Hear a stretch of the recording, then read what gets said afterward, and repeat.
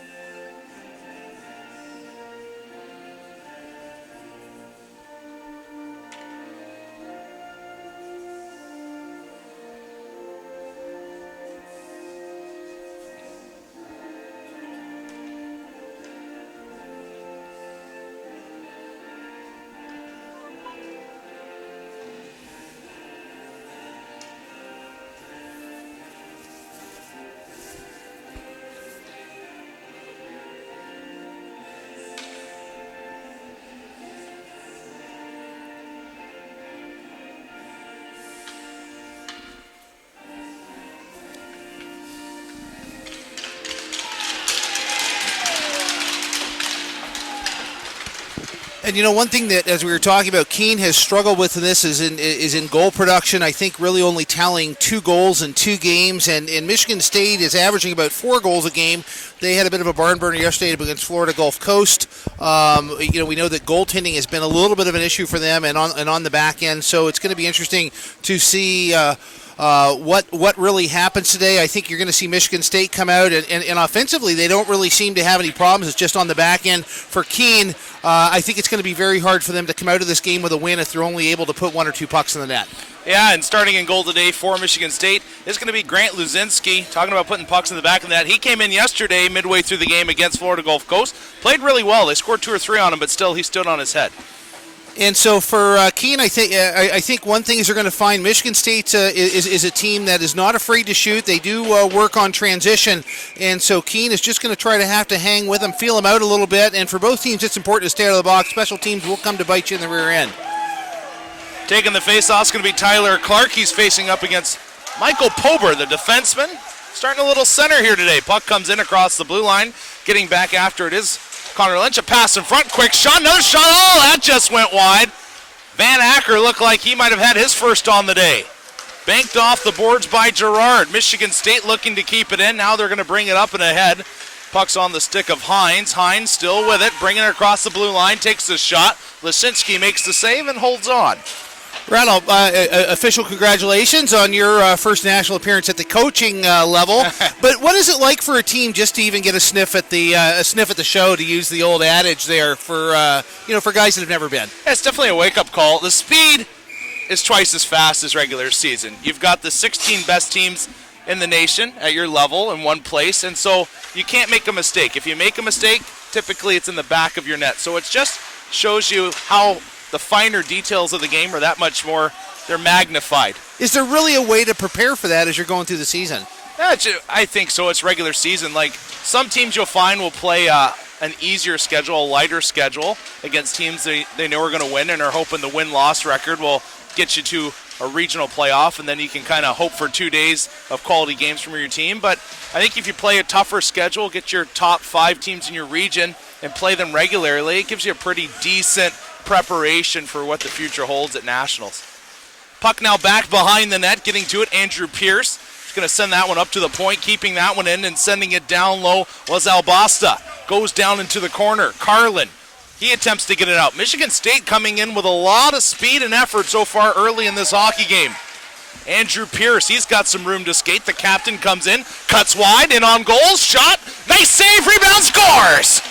Kurt Mitchell gets the rebound for Keene State and makes it 1-0. An excellent rush by Andrew Pierce. And it only took Keene State a minute and 31 seconds to prove me wrong. They have already equaled their goal production in both individual efforts that they've had in the first 2 days of pool play.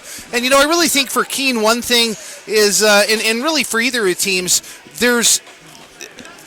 it's time to take out all the stops. I think they want to prove to people that they're a legitimate candidate to be here at this national tournament, and so you're probably going to see a bit more open hockey than you would in the first period normally. State now trying to bring it out. Hayes across the line, chasing after it down low, comes into the corner. Goes back now behind the Michigan State net. Lazinski holding on to it, leaving it there. It's wrapped around by Faison. Comes out to the point. A long shot. That goes off a body.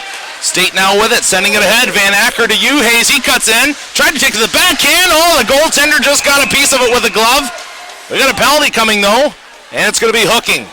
Michigan State going to the power play. And one thing, Michigan State, we saw special teams on that first day of pool play. When I had the opportunity of watching them play, they will bite you on the power play. And, really, as we've seen in these 2 days of pool play, special teams is something that, can make a difference. Obviously, as we talked about, neither of these teams are going to punch their ticket at the conclusion of this game for play tomorrow or Tuesday. But, it's something that you'd love to come to the national tournament and say you at least got one win. The Owls able to get their stick on that puck. Now it's back in the neutral zone. Finds its way into Michigan State ice. Quickly played ahead. Van Acker bringing it in across the line. That was taken off his stick. A poke check forward. But Hay is able to get back in time for the Spartans. He'll play it up. Van Acker near side. Peacock in across the line. Looking for a trailer. He'll take it into the corner. Now the Spartans set up on the power play. A quick cross-ice pass. Faison. A snapper to the net. That's knocked down. Wrapped around the near side boards. Comes out to the point and all the way down the length of the ice. Lasinski was thinking about playing it, but getting there quickly on the PK was DeCiccio, and they score. Side of the net, a bit of a miscommunication with the Spartans, and quickly it's 2-0 Keene State. Short-handed goal. And, and we talked about this early, for Keene to be able to win a game like this, they're going to have to score more than one goal. And in the first 3 minutes of this game, they have already proven that they can put the puck in the net, and they're on a roll. Stricker near side, skating forward with it. That's going to be Michael Pober. He'll dump that one in. Stop back behind the net. Between the pipes today, Dylan Strogan. Have a whistle on the near side boards. Face-off looks like it's going to come out in the neutral zone. Yeah, if you're the head coach of Keene State, Bobby Rodrigue, you're going to be happy with your team start. 2 goals, not even 4 minutes in, really putting the Spartans back on their heels. Well, and one thing yesterday, as I was able to catch the Keene State game, really a lot of frustration over penalties. And so, when I think you're distracted about that. Coming in now with some speed. O'Hara shot up and over the net. Goes far side. Nick Jones able to get to it. He drops it back. Patson sending it ahead. Maloney fires that one back off the inboards. Quickly picked up by the Owls. A nice move. Played it into the corner. Banked up the boards. They've got it at the point. A shot through traffic. That's up and over the net. Maloney far side. He'll hold on to it, playing it deep into the corner. Jones out to the point. Stricker a shot, blocked down in front. Another drive. That was tipped back behind the net. They take it on the backhand trying to get it in front. That didn't work out. And now it goes to the far boards. Played ahead. Here come the Owls. McNichol, top of the circle. Shot, stopped, rebound, finds its way back behind the net. McNichol makes a move to the middle. He's knocked off the puck, and now the Spartans try to regain possession of this puck. Owls still with it. Johnson tied up along the inboards. They seem to have the skating legs early in this hockey game. Bodies colliding around the boards. Now the puck comes free, making a move towards the net. Nice little play by Gerard. However, the Spartans able to get to it. Now they'll send it across the Owls' blue line. And one thing, that I've talked about throughout this tournament is really, at this level, when you get these special team opportunities, sometimes you just got to shoot it. Johnson a shot. Not look for something perfect. Comes to the near boards. Yeah, you're right. Get the puck on net and good things will happen. That's what happened so far in this game for Keene State. Here comes Johnson again. He plays it back behind the net, giving chase far side boards. Gerard He tried to play it out to the point. It's intercepted, and back come the Spartans. Connor Lynch tried to get it in deep, wasn't able to. It finds its way all the way back. Newton now possessing it for the Spartans.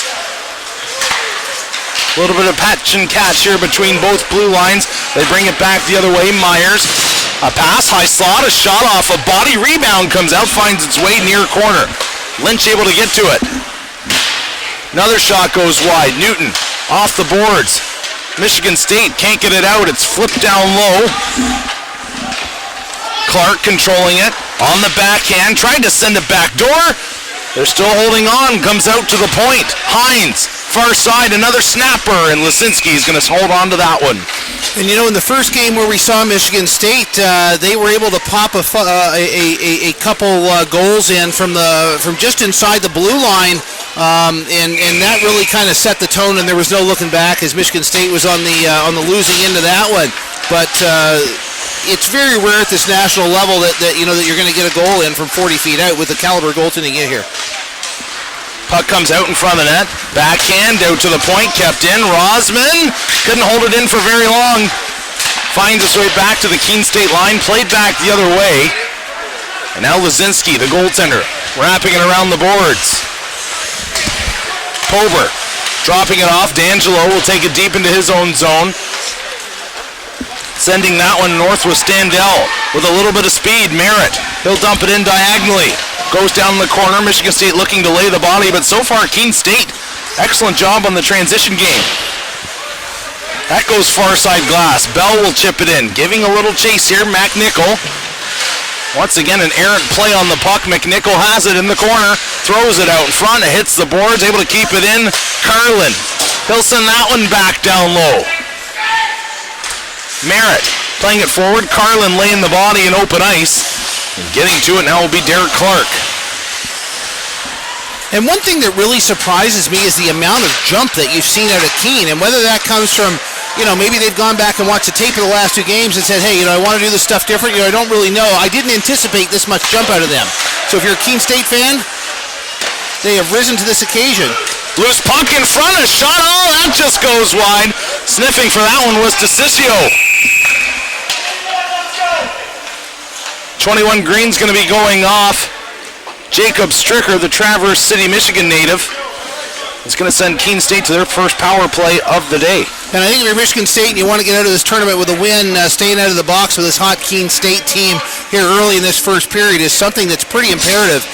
For Keene State, and again, we talked about this, one thing that's going to be important for them is just to get some shots on net. I know you rehearse this stuff day in and day out in practice, and you look for something perfect, but sometimes the puck has eyes, and like now, you just got to get the puck on goal because they got traffic and they got numbers. Puck comes out in front, far boards, back top of the umbrella. Nice passing here on the power play by the Owls. Back out top, Hines, far side of that blast, goes wide on the glove side. And it'll find its way back down into Owl ice. And see, that's one shot on 20 seconds after about 9 passes. So I think you got to cut it down, get 2 or 3. If you got some traffic, let her fly. They bring it back in across the blue line. Fanning on the pass is tied up along the boards. Nice work being shown there by Hines. He had it momentarily. Comes out to the point. Rosman, far side, another drive. That's off the side of the net. Wrapped around the kick plate. It'll find its way back down into Keene State ice. Getting to it. A little bit of speed here. Jeffrey Rossman, he'll hold on. Allowing the Owls to set up their breakout here on the power play. Mitchell Myers, gets a hand up high. He's able to get the puck down into the Michigan State zone. Lisinski sends it right back the other way. Lisinski says, I'm going to clear it myself. That's right. Trying to make a move was Kurt Mitchell. That didn't work out. And the puck once again sent back down the length of the ice.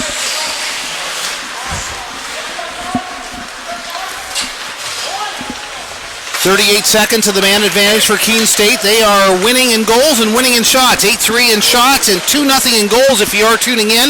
They have doubled their goal production from either of their first or second games of pool play. Puck comes in, top of the circle, a shot stopped, rebound sent down once again. Solid kill that is for Michigan State so far. Touch with a high stick, sends that one towards the net, and some frustration. Face-off will come all the way back down. Well, they're saying just outside the zone. You could contemplate that would be intentional and all the way down. Yeah, you would think so. And I'll tell you something, if you're Michigan State, there's got to be a little bit of frustration. You're already 10 minutes into the hockey game. And if you've done your homework, you know that in this tournament, Keene State has not been one that has scored and even gets some pretty big firepower. Michigan State has been scoring about 4 goals a game. So probably a little bit of frustration there. 13 seconds left in this penalty to Michigan State, and then they will be skating 5-on-5, 9-4 shots, which is the unofficial count. And Keene State has just been on fire in the first 3 minutes of this period. Things have been a little bit more even now, but broken up by some special team opportunities. That goes off a stick. It was still below the shoulder. Banked off the end boards. Battling for it there is Andrew Carlin. Played ahead. Owls getting to it. Both teams trying to dangle their way through here a little bit. Puck goes down into the corner. Tobazic trying to send it out in front. Getting to it is going to be Carlin. He'll take it back behind the net. And I was never much of a dangler myself, so it's hard to identify with that. I was never much of anything, but I mean, definitely not a dangler. Johnson dropping it back. High slot. Nice back check. Good work there by Will Badner. He was one of the fellows that had a goal yesterday against Florida Gulf Coast. What was the score of that game? Oh boy, you're putting me on the spot. I think it was 8-4 final. 8-4, yeah, but they did score 4, right? Yes, they did. Yeah. Puck in the circle, goes down low. Badner trying to play it to a centerman. Hayes, nice little play. He leaves it. Coming with some speed. Connor Lynch. Backhand toe drag, takes it down deep near corner. They're still battling for it. Hayes, topside pressure. That one's going to go up and over the glass. A face-off will come here in Keene State ice. They are going to give us immediate timeout. Thank you. If you are tuned in, my name is Rasty McGibbon, my younger brother beside me for this Day 3 pool play action. This is the ACHA Division II National Men's Championship from West Chester, Pennsylvania. Score is 2-0 if you're tuning in, with Keene State really erupting for 2 goals in the first 3 minutes of this first period. Michigan State, as we'd said, had scored about 4 goals a contest here over the course of the last 2 days of pool play. Both of these teams 0-2 coming into this game, so this game is all for pride. Neither one has the opportunity to punch their ticket and play on tomorrow. And with that, I am going to send it back over to Rhett for the guys that make this broadcast possible. Yeah, as always, we'd like to thank GreatSkate.com, Sherwood, and Harrow Sports, the official apparel provider of the ACHA. Along with that, also like to thank West Chester Visitors Bureau, Iceline Quadrinks, App Hammer, and our broadcast partner, Utah Hockey. Sure would like to thank them. I like to drop the hammer sometimes, the App Hammer, you know what I mean? Okay, yeah. I know what you're referring to there. Quick pass in front, that shot wide of the net. I'll be honest, I had to ask Kurtzy why Utah State was our broadcast partner, but then he explained it, and I'll explain it to you. Do you know why? Yeah, they brought all the gear out here and their guys, I believe, right? Is that it? Yeah, you're close, fellas. Yeah, you're warm. I'm warm. Oh, and I did get a text from the Smithsonian. They want your headset back when you're done with it. No problem. Yeah. Foster Hewitt can have this thing back any day of the week. Backhand try towards the net. Early on in this hockey game, first shift, we thought Michigan State was going to be dominant. They had a beautiful scoring opportunity right off the bat. But since then, the majority of play has been down in their ice. Keene State has jumped on their opportunities. So we're actually very grateful to Utah State Hockey. Utah State was our host last year for the national tournament that was there in Salt Lake City. And what they were able to pioneer, as former Commissioner Mike Rodakovich was always speaking to, taking it to the next level. These games are available free and able to be streamed on YouTube so that you guys are able to watch at home. And they are archived. And so all of those things are why we are very appreciative to Ute Vision, or Utah State Hockey, as some people call it, but that is a fantastic advancement for Division II National Championships, and we hope that you are taking advantage of that at home and enjoying what you're seeing. If you're on the West Coast, although both of these teams are Michigan and New Hampshire. Puck now sent back into the Michigan State zone, going after it. Standell wrapped around the boards, near side. Brantz trying to poke it by, unable to. Pober off the glass and out. Played ahead. Here comes Patson. Oh, he takes an awkward hit. Puck goes far side. Almost looked like a knee there, eh? Shot from the point. That's high and over the net. Comes back to the near point. Pober keeps it in.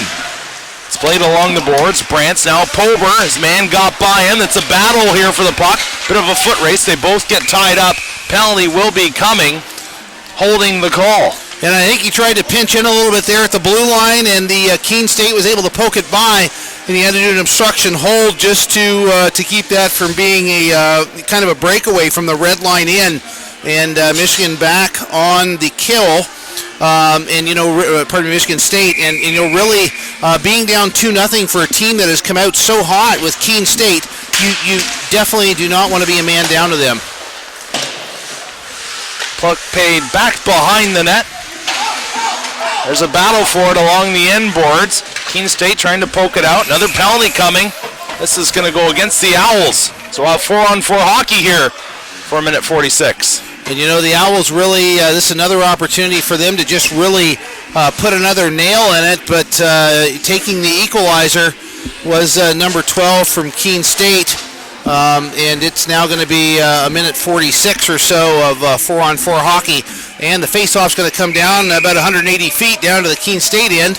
And I would say 4-on-4, these teams both pretty speedy. I would say they're fairly evenly matched. And for Michigan State, really, if I were to give any criticism, they're getting a lot of shots on net. They just need to get them down. They're shooting about 4 or 5 feet off the ice, which is a low probability shot. D'Angelo, what moves? Cuts the circle, plays it down low. Hugh Hayes, D'Angelo, lets a shot go. Stopped, rebound comes out, but the whistle was blown. The head official lost sight of it. And I think that's the right call. Right call. The puck will probably still stay inside the zone to the blocker side there, and they're going to get a chance to do it again. And Michigan State almost looking there like they were trying to set up a power play, but 4-on-4, it's almost what you're used to. But I know sometimes, because probably don't spend a lot of time practicing that, not what you're used to. And so you're like, where is that centerman? Here's Hugh Hayes, shot off a leg, getting to it. McNichol plays it forward. Joining him on the forecheck is O'Hara. Albasta holding on to it in his own zone, looking for an outlet pass. Dangerous play, turns it over. McNichol pushed from behind, able to bring it across the line. He's got the locks a-flowing as well. Goes far side. Stricker couldn't catch up to it. O'Hara pinning it along the boards. Comes out to the point, trying to walk across. Clark has it. Plays it near side, pinching in, down from the point. That was Hines.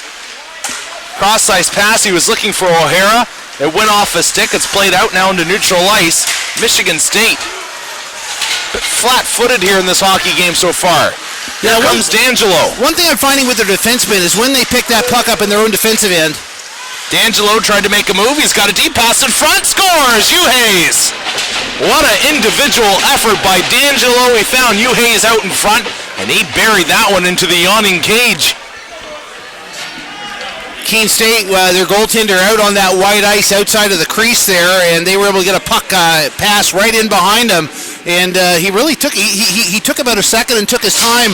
He wanted to make sure he got that in. And for Michigan State, they're on the board now, and maybe this will get the cobwebs off. But I would say for the Michigan State defense, when they pick that puck up in their own end, instead of looking for a pass first, they just need to get the wheels going, get about 10 feet in front of them, and then those passing lanes really tend to open up. Owls back on the attack. A long shot held on to by Lazinski. And good positioning by Lazinski. He's out of that blue ice, out on the white ice, got the angles cut off, and he's down in that butterfly. Really compact goaltender, and he made that save look easy. We were talking about yesterday, most goaltenders, kind of stereotypical now, 6'1", 6'2", long and lanky. Take Lazinski here. It's back to the old days, Ronnie Tugnut style. Short little guy, plays out on the white ice, likes to get a little crazy. Keene State sends it far side, turned over, they're coming in. The Spartans a shot, nice pad save made there by Strogan. Loves to get a little crazy, that's awesome. Hines dropping it back, sent towards the net. Oh, that one went through the crease. That was crazy. I believe he tucked it 5-hole. You know what I'm talking about. 5-hole's crazy, yeah. Matt Gerard picking it up in his own zone. Using the net as a protective measure. Now he brings it back the other way. That's on the stick of Johnson. He'll dump that one in deep. Lazinski trying to stop it. Newton couldn't get to it. Played back down low into the Michigan State zone. Tobazic looking for the puck as well. Andrew Patson now hounding it. It's tied up along the boards. Maloney, nice pass coming ahead. They've got some speed. Tobazic saucing it, back door, another shot towards the net. That was knocked down in front. A diving effort there by Higgs. Puck comes in front again. It's still loose. Out to the point. Maloney a drive. That's off a body. Out to the point. Now the Owls with a 2-on-1. Shot. Oh, they just missed on the glove side, just up and over the bar. Another shot sticked away by Lazinski. Pober able to poke it ahead. Tobazic at the end of his shift has to come off. Patson, the lone forechecker. Owls really able to generate some offense as they're sitting 2 forecheckers in deep, putting a lot of pressure on a kind of fledgling breakout of Michigan State, and that is wreaking havoc really as Michigan State having trouble getting out of their end. But here for the last 2 minutes or so, just end-to-end hockey, lots of shots, 2-on-1s, and the goaltender by Keene really has kept this a 2-1 game there. 4:15 left here in the first period of play. 2-1 the score. Keene State getting a couple goals early on, and then the Spartans just responding in the last few moments. Sent right back into Michigan State ice. Lazinski out to play it. Sends it near point. Nice little touch play. Brantz giving chase. It's going to be sent in down low by Peacock. Picked up back behind the net. Wrapped around near sideboards. Back to the front of the goal. A shot, scores! Right in front, the man Cameron Brantz from San Diego, California, makes it 2-2. In Michigan State, really that play happened as one of the players was rubbed out right into the Keene State bench and was looking at the Keene State players. I can't believe he did that to me. And then the puck came right around to the sideboards. He was able to center it, and they were able to beat that goaltender just between his leg pad and his blocker there on the stick side. And Michigan State has answered with 2 goals, and we're 2-all here, and shots are 11-9. McNichol pokes it by his man, driving it wide. He's got a trailer, fans on the pass. It comes out to the point. Now top of the circle, quick shot off a leg. It's tied up in bodies. Lasinski is down. Badner plays it there. A little flip play sent ahead. It's knocked down. Trying to get it out is Carlin. He's still with it. A quick D-to-D pass. Skating it north, Derek Clark. He'll just send that one to the Spartan line. Bit of sloppy hockey on both sides. It's not the seamless effort we've seen the first 2 days of this game. It seems like both sides, in some ways, obviously they want the win, but they're also just to have a little bit of fun. I'm sure coaches would like to tighten things up a little bit on both ends. It's an interesting thing. They want to win, but they have nothing to lose. Puck now back behind the Keene State net. Nifty little play. They bring it forward with some speed here. O'Hara. His back end will go down deep in the near corner. Pober able to get to it for the Spartans. McNichol laying the lumber on him. Uhays, goal scorer in this game, is going to play that one out into the sand, so a face-off will come back in Michigan State ice. And I apologize to all of you at home. I guess I have been stuck with updating the on-screen goals, so I have been delinquent. You got it, though. Yeah, I do. Yeah, too. but I think the clock. Don't worry about that clock. I'll just update it. Okay, you're gonna update the Yeah, clock. 2:33 left here, first period. We'll do like a little radio TV broadcast. We're gonna do a little Dave Wall special. Yeah, why not? It's good. You're watching WSET. Sent around far side. DeCiccio. There's a fire in Brook Neal. That's right. Yeah. There's a car stalled on 29. He's actually covering the NCAA tournament for Is that. he really? Yeah, give him he'd be good at that, eh? He would. He'd like it. Yeah, he would. Lazinski's going to put the oven mitt down on top of the puck. We'll have a face-off to his left. You know, he went down to the Virginia. So we're actually talking about someone that actually was my first broadcast partner, and so in some ways, lineage-wise, kind of the grandfather of a lot of us here. Dave Walls, he went down to the Virginia Tech bowl game, and he was doing the one-man show. I think they just sent him down in a car with no air conditioning, and all he had was a camera and a case and a tripod. That's how it goes. Yeah. The work's dirty, but the money's clean. I don't know if it's that clean. That's what my buddy on the railroad used to say. Unfortunately, he's puck not with in, the brought railroad across the anymore. blue. Offside's going to be the call. So if you are just tuning in, $1:50 left to go here in the first period. I'm Rusty McGibbon. I have the opportunity and privilege of broadcasting with my brother today, 2-2. Shots are 11-9 in favor of Keene, and they came out like a Grand Valley State bus on fire and really potted 2 here in the first 3 minutes of the game, which is more than they had scored in any game of the tournament. Michigan State, who's averaging about 4 goals a game, has responded though, and really neither team really buying into a system, but it's really just I don't mean this in a bad way, but a lot of individual play, end-to-end hockey, not a lot of defense. It's really a bit of a shooting gallery.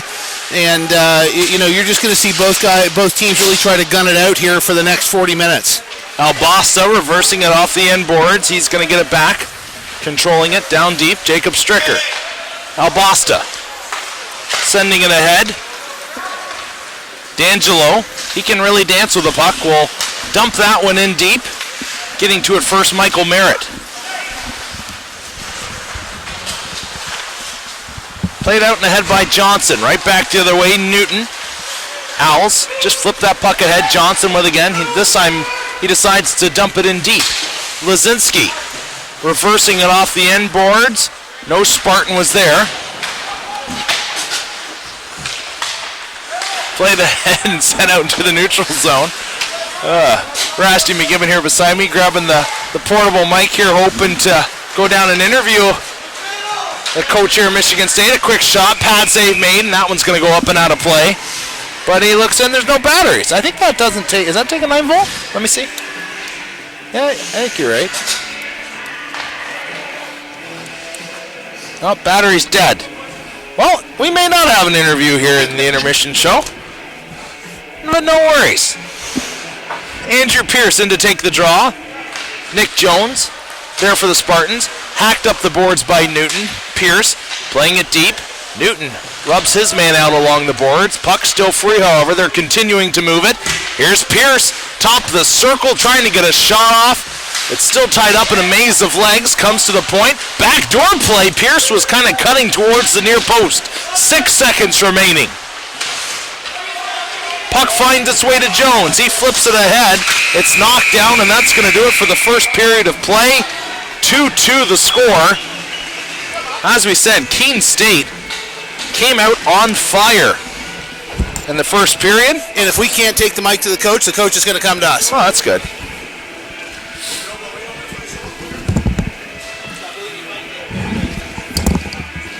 Now we're trying to get the coach up here real quick. Of the Keene State. I was going to join us up here on headset. And Rusty McGibbon's going to give him the interview.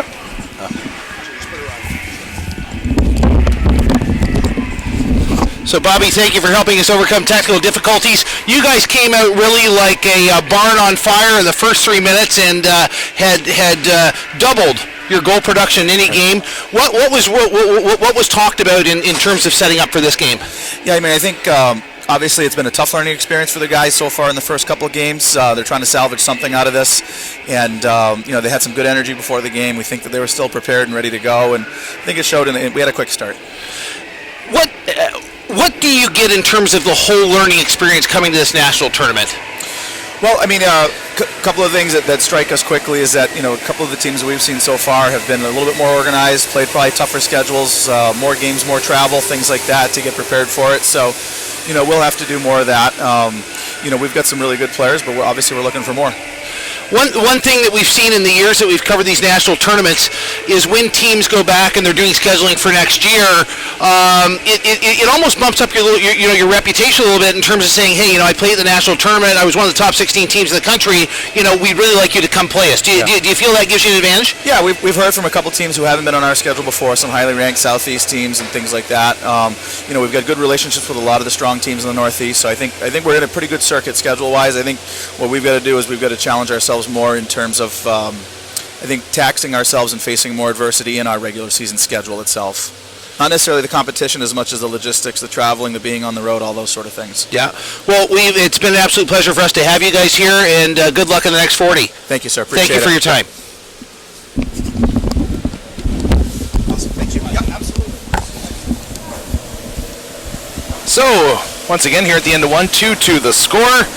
Michigan State's starting to come on there towards the end and playing some pretty solid hockey, Russ. They are, and really they started out kind of slow, and maybe it's not they started out slow, but Keene State just really came out, and I think with more ferociousness than we had seen. They had a lot of jump, were able to pop a couple early, and I think that kind of caught Michigan State off guard. Even against someone like Florida Gulf Coast that Michigan State had played, they did have some offensive success. Yeah. But I think when they saw Keene come out, only averaging about a goal a game, and they popped too early on, I think they were really a little bit stunned early on, and so I think they've responded.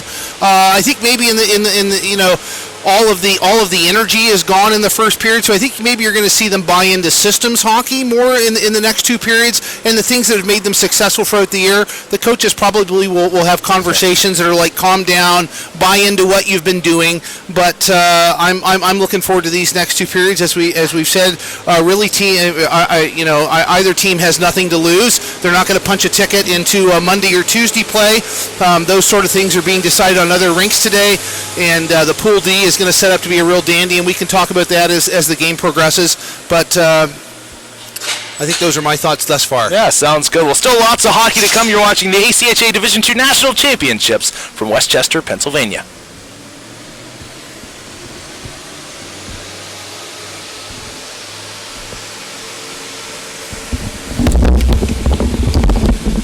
Can you hear a few of those? No. Can you hear me? Yeah, I can hear you great. I'm going to go see if I can find that other headset. All right.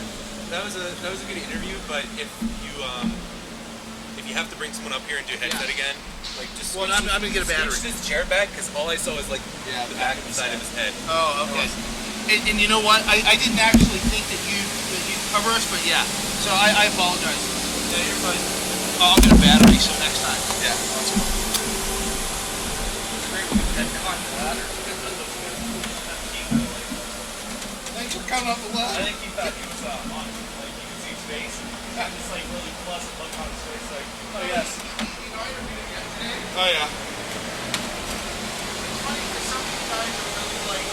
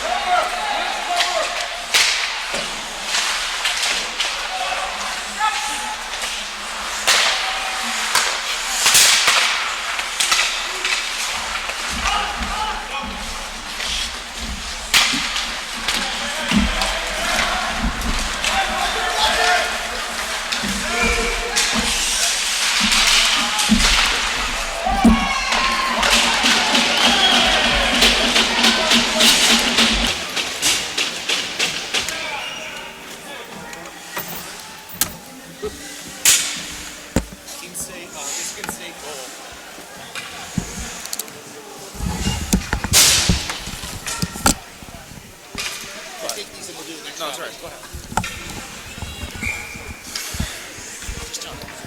19:06 here in the second period. Michigan State just potting one very early, taking a 3-2 lead. Their first lead throughout this contest. Shots are 13 on 10 as the Owls really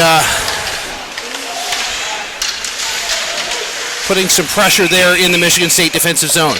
Hey, sorry we missed you there at the beginning, folks. Those chicken sandwiches, just a little too good.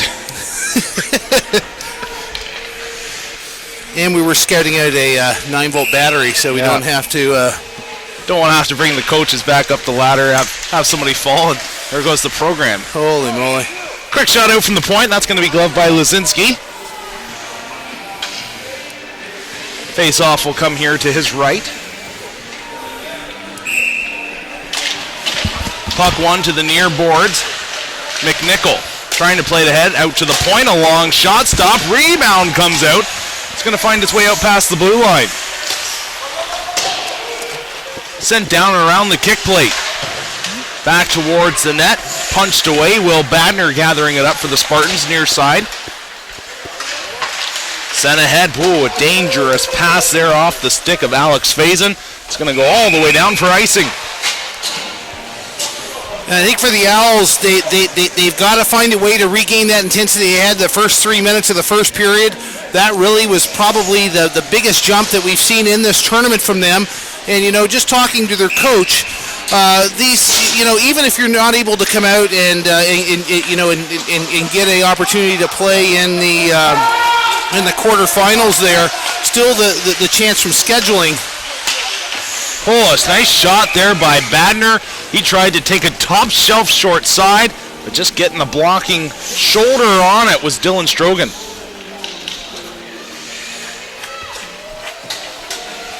Face-off will come to the right of Strogan. If you're a goalie out there, during the intermissions, you need to check out his backups pads. They're a pretty sweet setup. Just letting you know there for you goalie purists. Are you one of those? I am. I like the pads. You know what I mean? And then NHL talking about having to change all the gear up again. Making a new ruling, yeah. If you don't know what I'm talking about, check out, I believe it's Sportsnet. One of the former goaltenders, I think it was Kay Whitmore, kind of was saying, hey, before you start opening up the goals and making them wider, so on and so forth, let's change the goalie's equipment a little bit more. And he's going to try to take out the cheaters on the gloves and even narrow the pads down a bit more, make them a bit shorter so you don't have so much 5-hole coverage. Well, I guess the thing is, what is wrong with the NHL?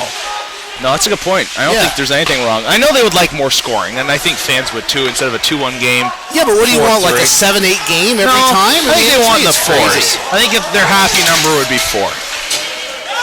I mean, hockey does not end in ball with a reason. It's a low-scoring game. Here comes Van Acker. Cuts across the top of the slot. A nice pass. Another shot scores. Hayes, his second of the day. A nice passing play. And all of a sudden, the Spartans up by 2. And Michigan State doing the exact same thing. It was the 17:01 mark that Keene State got their second goal in the first period. We had a stoppage at 17:01 of the first period. Got a stoppage at 17:01.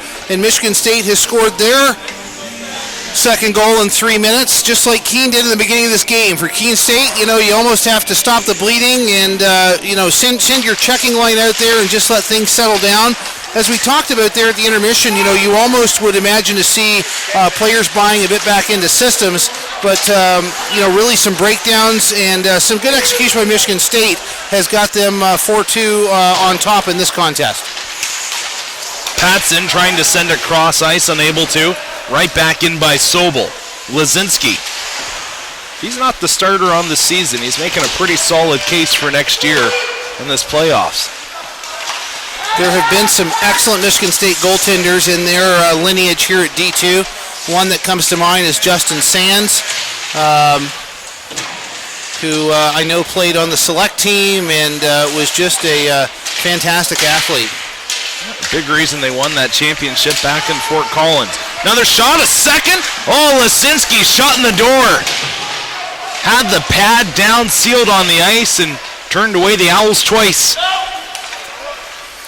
And I think the Owls have to look at the things that have been successful for them in the first period. One is sending 2 forecheckers deep, putting a lot of puck pressure on. And really, as there's so much back and forth in the neutral zone, dump the puck in, let's make America great again, and really just do an opportunity to, let the puck do the work for you. Pober just standing over the puck. Whistle's going to be blown. This is going to head all the way back down into Keene State ice. Michigan State's going to change 5. Nope. Looks like Keene State just bring it outside the line. Yeah. Keene State's going to change, I think, a defensive pairing on this. 15:38. Face-off one back by the Spartans. A quick D-to-D. Newton able to play it ahead. D'Angelo gets it across the blue line. Merritt trying to poke at it. Melnick out there as well. He had a goal yesterday. Here come the Owls, taking it wide. The backhand turned aside. Once again, at the doorstep, they're jamming away, but Lazinski, once again, up to the task. And like you say, a little goalie like Ronnie Tugnut, and he just wraps his toe inside that red goal bar there, and he hugs her tight. He's got the paddle down, and there's really not much to jam away at. You're basically just hitting a big leg pad there with your stick. Puck on the near half wall, banks back out to the point, comes out into some open ice.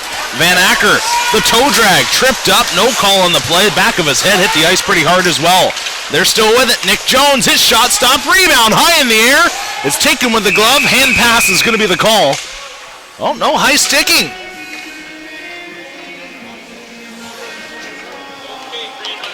So Michigan State headed to the power play.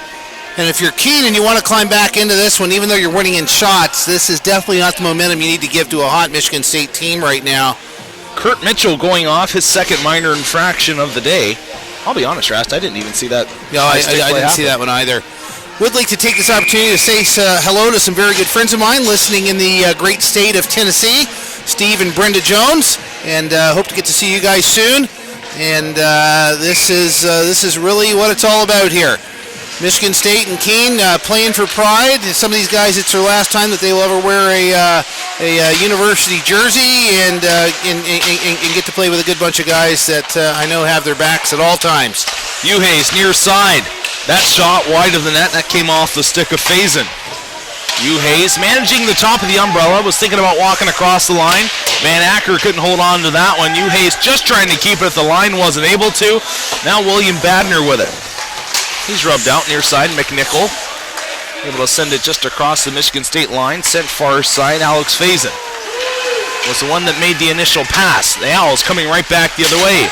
O'Hara lost control of it. Faison makes a little move behind the net. Finds his outlet. Badner was behind him. Here come the Owls again. O'Hara with it. Nice move. Cuts in. A shot. Lasinski makes the save. He tried to take that one top shelf. Faison looking north off the skate. Badner couldn't contain that hot pass, and it's once again sent all the way down. Back up the boards. Uhays can't handle it. Puck is in. Easily cleared away by Lasinski. He's just going to play that one back behind the net, allowing Keene really doing a stellar job on this penalty kill, and they may be able to generate a bit of momentum if they're able to kill this off and keep skating the way. The thing is, if they want to climb back into this one, staying out of the penalty box is going to be imperative for them.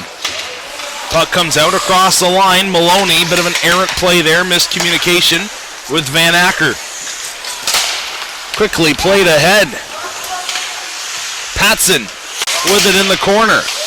Looking to the point. Pass in front. He had a man there. It was Michael Pober. Maloney giving chase.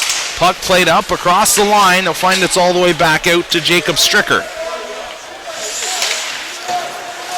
Jones will send that one in. Going after Derek Clark. Things have slowed down here a little bit in the second period. 12:47 remaining. 4-2 the score. Here from Westchester, Pennsylvania. Skating 5-on-5 now. It'll be interesting to see if Keene is able to generate a little momentum out of that successful penalty kill. Played ahead, turned over at center ice, fired right back in by Andrew Carlin. So So you've called a lot of games with Kurtz so far, Dave Kurtz. I have. Yep. How much has he talked about the NCAA bracket? That one, a hot shot up high. Well, it takes two to tango, and that's really not my thing. So I just, I just let it. I think only one time, to be honest with you. Backdoor play. Pierce was trying to feed his man, going into the net hard. Was an owl forward. And calling for the trainer. They may have to activate the trainer.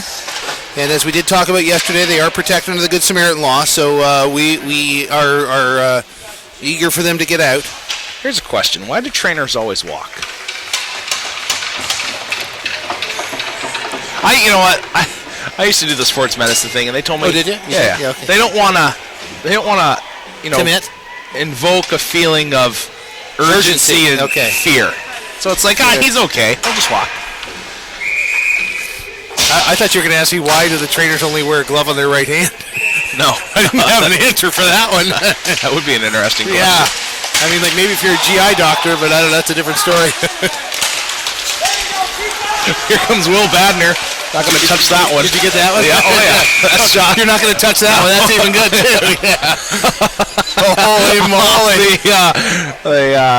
Whatever that thing is down there and out of play. That's a industrial HVAC manifold. Nice. You probably dented it, too, eh? Probably. 4-2 if you're tuning in, 11:52 left to go in the second period. The technical expertise is over my head in terms of operating the clock on your screen, and I apologize. We will verbally update you. Michigan State scoring 4 unanswered goals in this contest as Keene came out in the first 3 minutes of the first period and potted 2, which is more than they have. That's as much as they've scored in 6 periods of hockey before today. I'm Rasty McGibbon. Had the pleasure of calling this with my brother, and it's a lot of there's a lot of turning and burning in this one. Quick pass in front. That shot up and over the goal on the stick side. Albosta pinching in from the point. He tried to keep it down low. Will Badner, stick handling, can't get it through legs. Owls with it. They're going to be forced to chip that one ahead.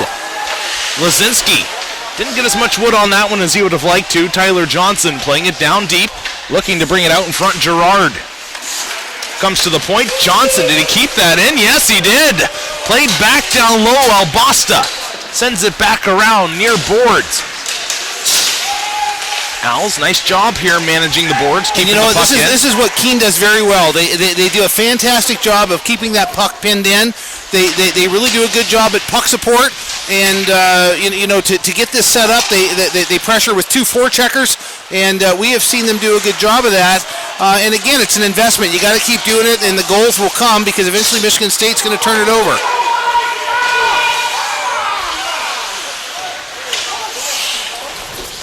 Played near sideboards. I'm just trying to leave. I'm getting text about from the head operation office about my little rosters here, but I'm just trying to let you people see what I see as well. Far side O'Hara. You're hoping to let them see the magic, right? Yeah, I guess so. Who's texting you? I think that's Paulie Bear. Paulie Bear. I hope he's texting in French. No, I doubt it. Oh, boy. Here comes you, Hayes. Across the blue line, nice moves. Driving it wide, drops it back. I like getting better to when it. he's eating all those almonds. Remember that? Yeah. I was starting to do that again. You guys want some almonds? Yeah. I have boiled almonds. It works. Yeah. Works for a lot of things. Slips back into the owl zone. Spin around far side boards. You don't have to worry about people stealing your snacks. That's true. What's the boiled almonds? That's true. Here's Van Acker. He'll just come in across the blue. Lets a shot go. That goes off a leg. O'Hara with it. Cross-ice pass picked away. Hayes. Van Acker thought about the 1T out to the point. A shot through traffic tipped wide. This goaltender here, Strogan down. He's playing a bit of stand-up. He's playing a little bit of old stand-up.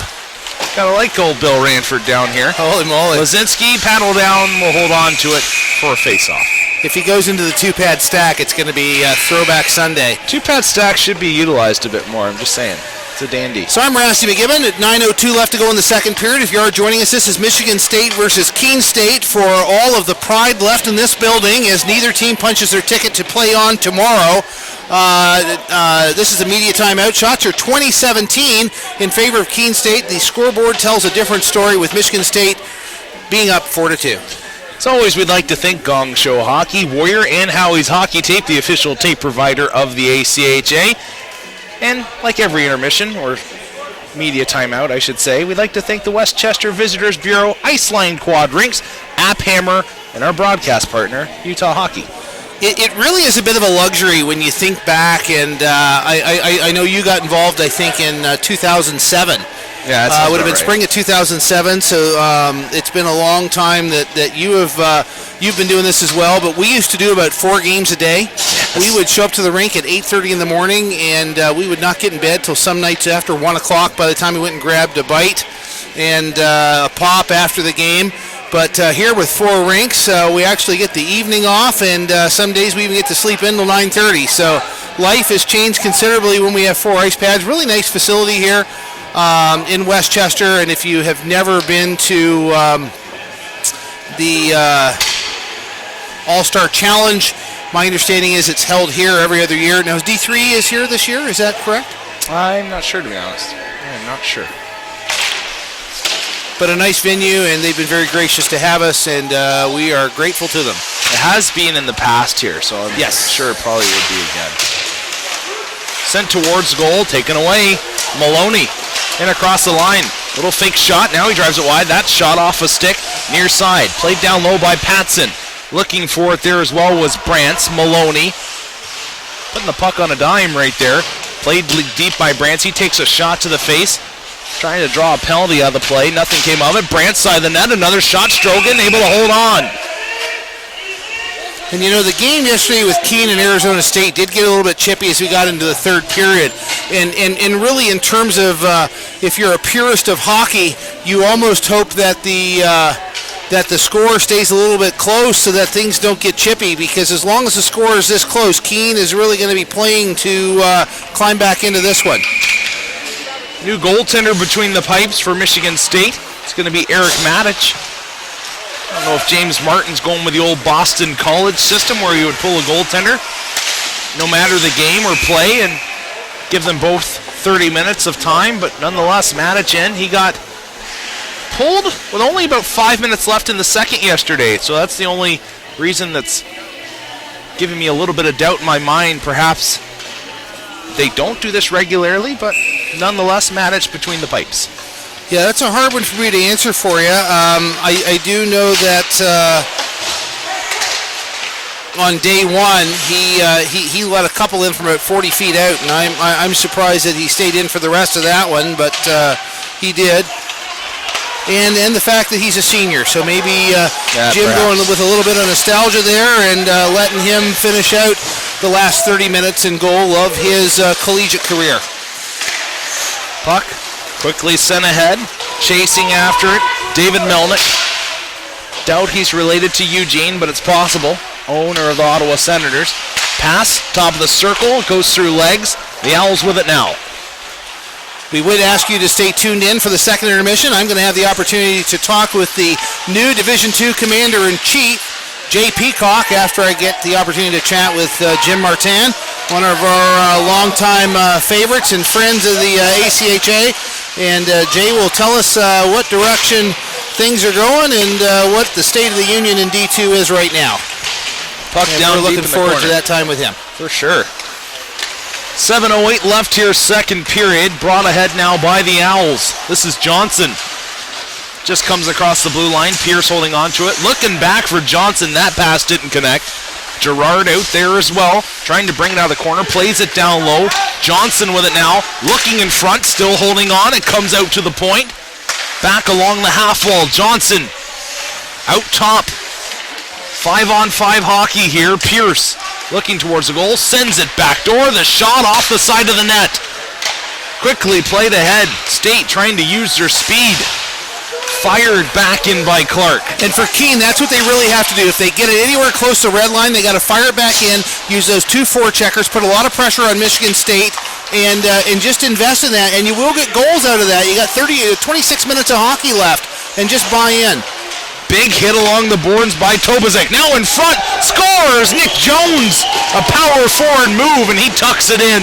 He was able to skate right through the close portion of that blue ice, and the goaltender actually waving over to the bench that he wants out. So Strogan, you're going to get a chance to see these pads before the intermission. Cam Ward inspired. And the goaltender quickly is trying to find his stuff. He was not expecting that. He's going down to get his helmet. He says, "Where's my stick? Where's my helmet?" I don't know. Are you forced to call a timeout, or you can just do it on the fly like that? They'll give you a few here. They'll give you a few. You know, listening to what Bobby Rodriguez was saying in the first intermission, it's true how once you make it to regionals and you make it to a national appearance, your scheduling is so much easier for a coach. Yeah, and you know, there are two teams. I don't know if I've ever seen Boston here. Have you? Boston or Boston College? Boston University. No, this is I think the first time I've seen them UMass probably about 10 years ago. Yeah. I've seen Boston College one time. Yep. They're nice. On fire. Those are the old Cam Wards. Carolina Hurricane. I think that's what he wore when he won the cup. What are they, Sherwood? No, those are Vaughns. Vaughn. Puck goes down far corner, but I know from experience this year helping out with the D3 team at Liberty that, you know, we made it to regional play, and in years past it's always been a tough ride trying to get some top-end teams to come play you. But as soon as you make it to regionals this season, all of a sudden people are writing you saying, hey, we'd like to schedule a game with you, and it's just a different world. Now, if you guys are centered there in Central Virginia, what would be the farthest that you would travel? This coming season will be Old Mississippi, so that's 12, 14 hours away. Wow. And you'll fly, right? I wish. Ground fly? Yeah, ground fly on the old bus. Yeah, at least you're not driving it. Actually, this year we went to Grand Rapids for Nationals, and we went to the old 15-passenger vans. Did you really? Because all the Liberty vans were... Who was driving them? I drove one, and then a couple other guys. But luckily for us, we got, like... You think of a 15-passenger van, you think of the old, like, paint truck. Kind of, or paint van, you know what I mean? Like, these things were like the Ford version of Mercedes. Get out of here. Those high roof vans? Yeah, those things are. Oh, brother. I was kind of like, I don't mind this, actually. This is pretty nice. Diesel? No, it's gas. Boy. Oh, boy. Got some play from the net. Puck's going to come outside the zone. Standing in the crease, I believe, is the call, Andrew Carlin, the culprit. So this is a real opportunity now, and a wake-up call by the goaltender coming out that Keene State. This is imperative that they use this opportunity to jump back into this, and you know, there's plenty of hockey left. You know, they need to take this minute 41 here in the second period and really go. Their goal in the next 5 minutes and 35 seconds of the second period is they need to score a goal. They need to go in down 2, and you know, they should have the confidence that they can score 2 goals very quickly. They did it in the first period, and so, you know, really it's climbing back into this slowly.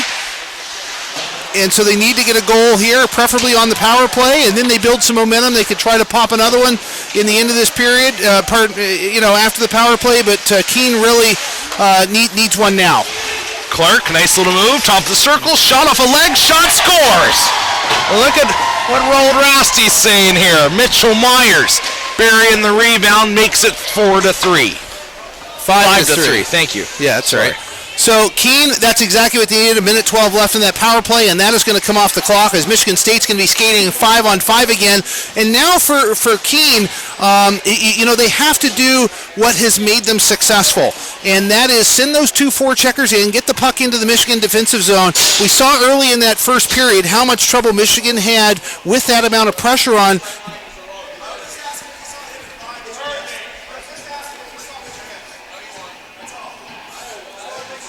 Head official here getting a little bit frustrated with Bobby Rodriguez. Testy. Good word. Emotions are running high. Puck comes near side, send it on the backhand. I think it's the game you play with officials that can be fun. That's actually my promo. You know, my promo tape, that's my voice. Emotions are running high. Hayes, his shot stopped. Nice stop right off the bat. Puck sent down low. I believe this is Christopher Johansson in between the pipes. Hayes, first man to it, icing waved off. Van Acker leaving the puck. The state defenseman, big boy, Stricker trying to bring it out front, wasn't able to. Hayes now, he's got it down low. Back in Gretzky's office, tries to make a move, sends it off the back of the net. Puck comes free, however, getting to it. Sobel, he's going to skate it out. Just gets it to his own blue line. And you know, one thing you see as you start to call, this is the fifth game I've called in this national tournament, things that make teams successful, one thing is when they pick the puck up in their own zone, at least get the feet moving and then look for that outlet pass. Lynch had it knocked off his stick. Van Acker had his stick parallel with the ice. He couldn't get a piece of it. Physical play starting to pick up a little bit. A big rebound right in front of Manich, and he swept it away. Puck played back. Van Acker giving chase. Comes high in the air. Connor Lynch. Do you see him whipping behind his back there? Puck goes down far corner. Higgs. Still with it. The board banking out into the neutral zone. That's easily taken away by Faison. They're back across the line. Van Acker loses it into the corner. Still controlling it. Centering pass. Badner with it now. Turns down low. Fires it back behind the net. Peacock tried to send it towards the net. Played back into the corner. Centering pass. That's off a stick and wide of the goal. Out to the point. Quick D to D. Here's Newton. His shot. Did it find a hole? Yes, they score. Excellent execution there by Michigan State. And one thing that you're seeing is the difference in these two teams. Michigan State's doing an excellent job of just throwing the puck on net, and good things are happening. And there was lots of traffic between the Michigan State shooter and the goaltender for the Owls there, and that puck was able to make its way through and make this a 6-3 game. 3:03 left, second period of play. Temper starting to flare a little bit here in Westchester between these two clubs.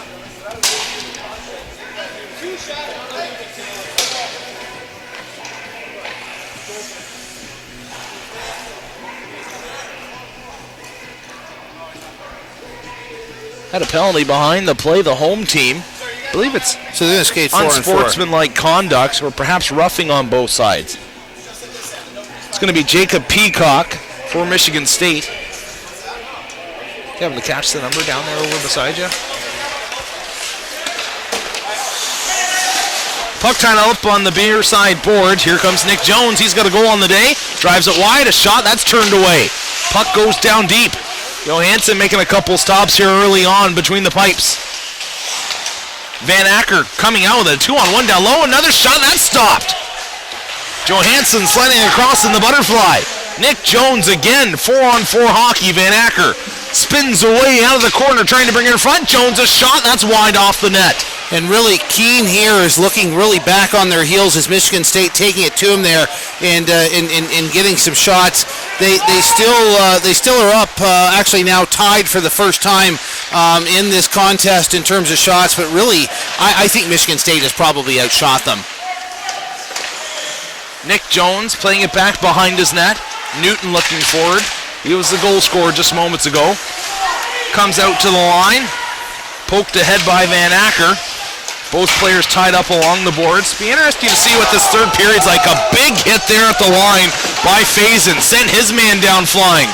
Faison with it. No, he's got a target on his back. He's taken some lumber.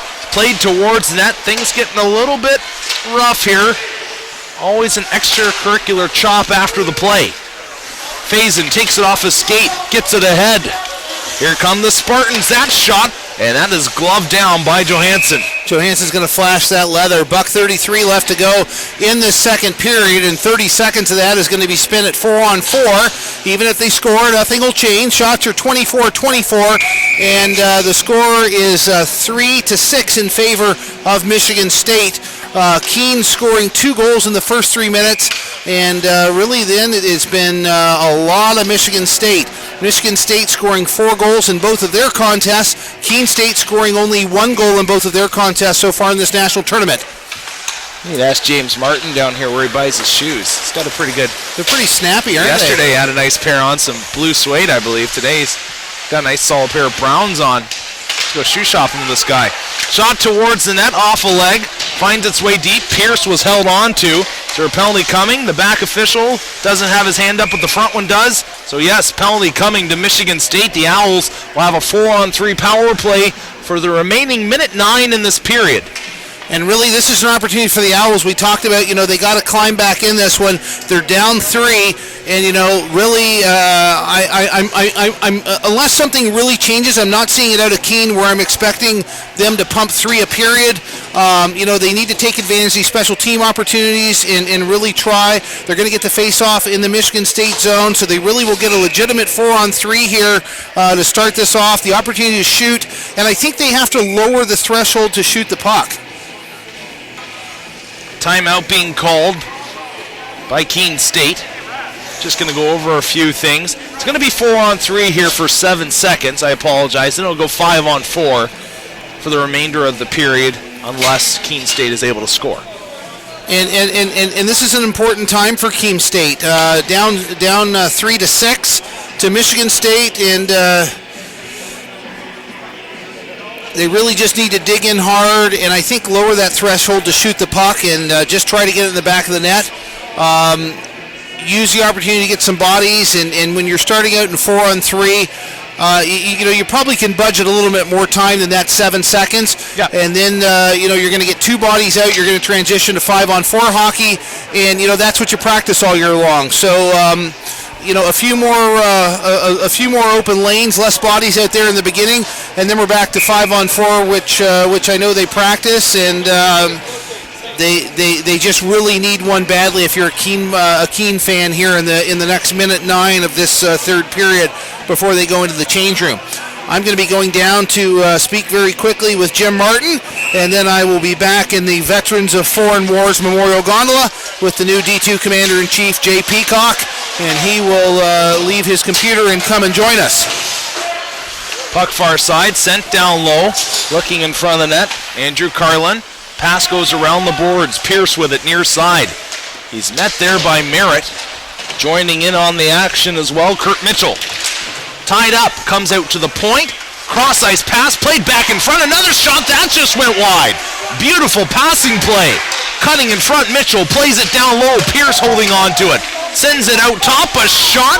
Save made, rebound comes out. Comes back out to the point. Nifty move, Van Acker with some speed now for the Spartans. The toe drag, cuts in, Mitchell on him. Can he get it off? No, but he hits the goaltender. And now the goalie comes and gives him an extra little shot. Going to be an obstruction holding, and for Keene, with 1 or 2 really legitimate scoring opportunities on that man advantage, has now taken away that minute and 13, and really nice moves by Michigan State there as they were able to dangle around him, transitioning through the neutral zone, and a real legitimate scoring chance. And really, it's a hard one in terms of pulling the man down, but that's the decision that was made by Kurt Mitchell as he is once again back in the box, and I think that may be his 3rd minor penalty this game. Is that? It is. You are correct. Puck goes to the far boards. Doesn't happen often, I can tell you that, boy. I remember one time playing men's league with you. Yeah. I think you got 3 penalties in the game. And I can remember exactly what they were all for, too. High sticking. High sticking, And the ref came over to you, and he was like, that's your 3rd high sticking penalty of the game. And you're like, thanks. Thanks, I can count. 6-3 the score. At the end of the second period here. Lots of back and forth action. Things starting to get a little bit rough. We're going to have Rasty go down and meet up here with James Martin, the head coach of Michigan State. If he can. He seems to be heading off to the old locker room here as quick as possible. Temper started to flare there before both sides got off. The officials got that sorted out. Here just to let you know what's happening the rest of the day. This is Sunday, March 20th. At 3 o'clock, Liberty University taking on William Patterson.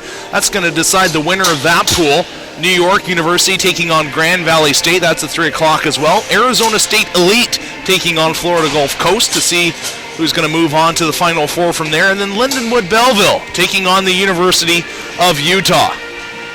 Rasty is still trying to find Coach Martin. He ran off. He gives me the look of, I don't know what's going to happen here. Lots of good hockey going on. You have to think, interesting game, Liberty coming up, William Patterson. William Patterson looking awfully strong through their first 2 days. Liberty starting to look a little bit perhaps like the aren't clicking on all the cylinders. So be interesting to see if William Patterson can come in there, knock off the number 1 seed in the southeast region of the ACHA Division 2 and move on to the Final Four. It's going to be quite the matchup. Lots of good hockey coming on. Miami of Ohio currently going on as well. Stay with us, though. We got a great interview coming up here. Rasty just heading out onto the ice with the head coach James Martin of Michigan State. Hopefully you can see his shoes as well, and we'll send it down to him now.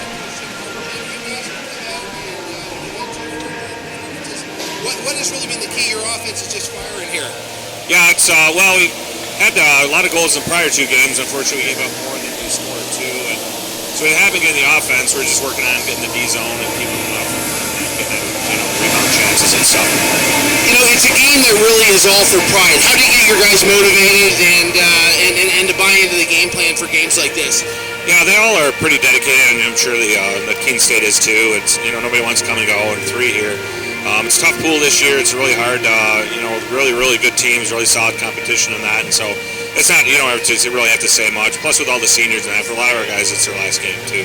And I was just going to talk about switching goaltenders. He is a senior. Is that why that you switch goalies halfway through? Yeah, that's right. It just is give each of them a chance to play too. I mean, especially this, it's a pretty long bus ride. It's about 10 hours in the bus. So with that, we like to give them both a chance to get out there and stretch your legs a little bit. Jim, thanks very much. We'll let you get off before the machine comes around again. Now back up to you guys. Thank you. Thank you, Rast. We'll hold on here. Rasty McGibbon's going to get the new Division II commissioner in just a moment. Kind of give you a heads up of what's going on currently, in case here after Rasty gets done with the new commissioner of the Division II. If you want to turn into some other action going on right now, Miami University playing Boston University. Miami wins that one. They're moving on. As you know, Keene State, Michigan State on right now. Utah State and Penn State as well. And then Lindenwood taking on Arizona State Maroon. I'm going to take off the headset just for a sec. Stay with us through a couple of bumps and bruises, and Rasty will be with you.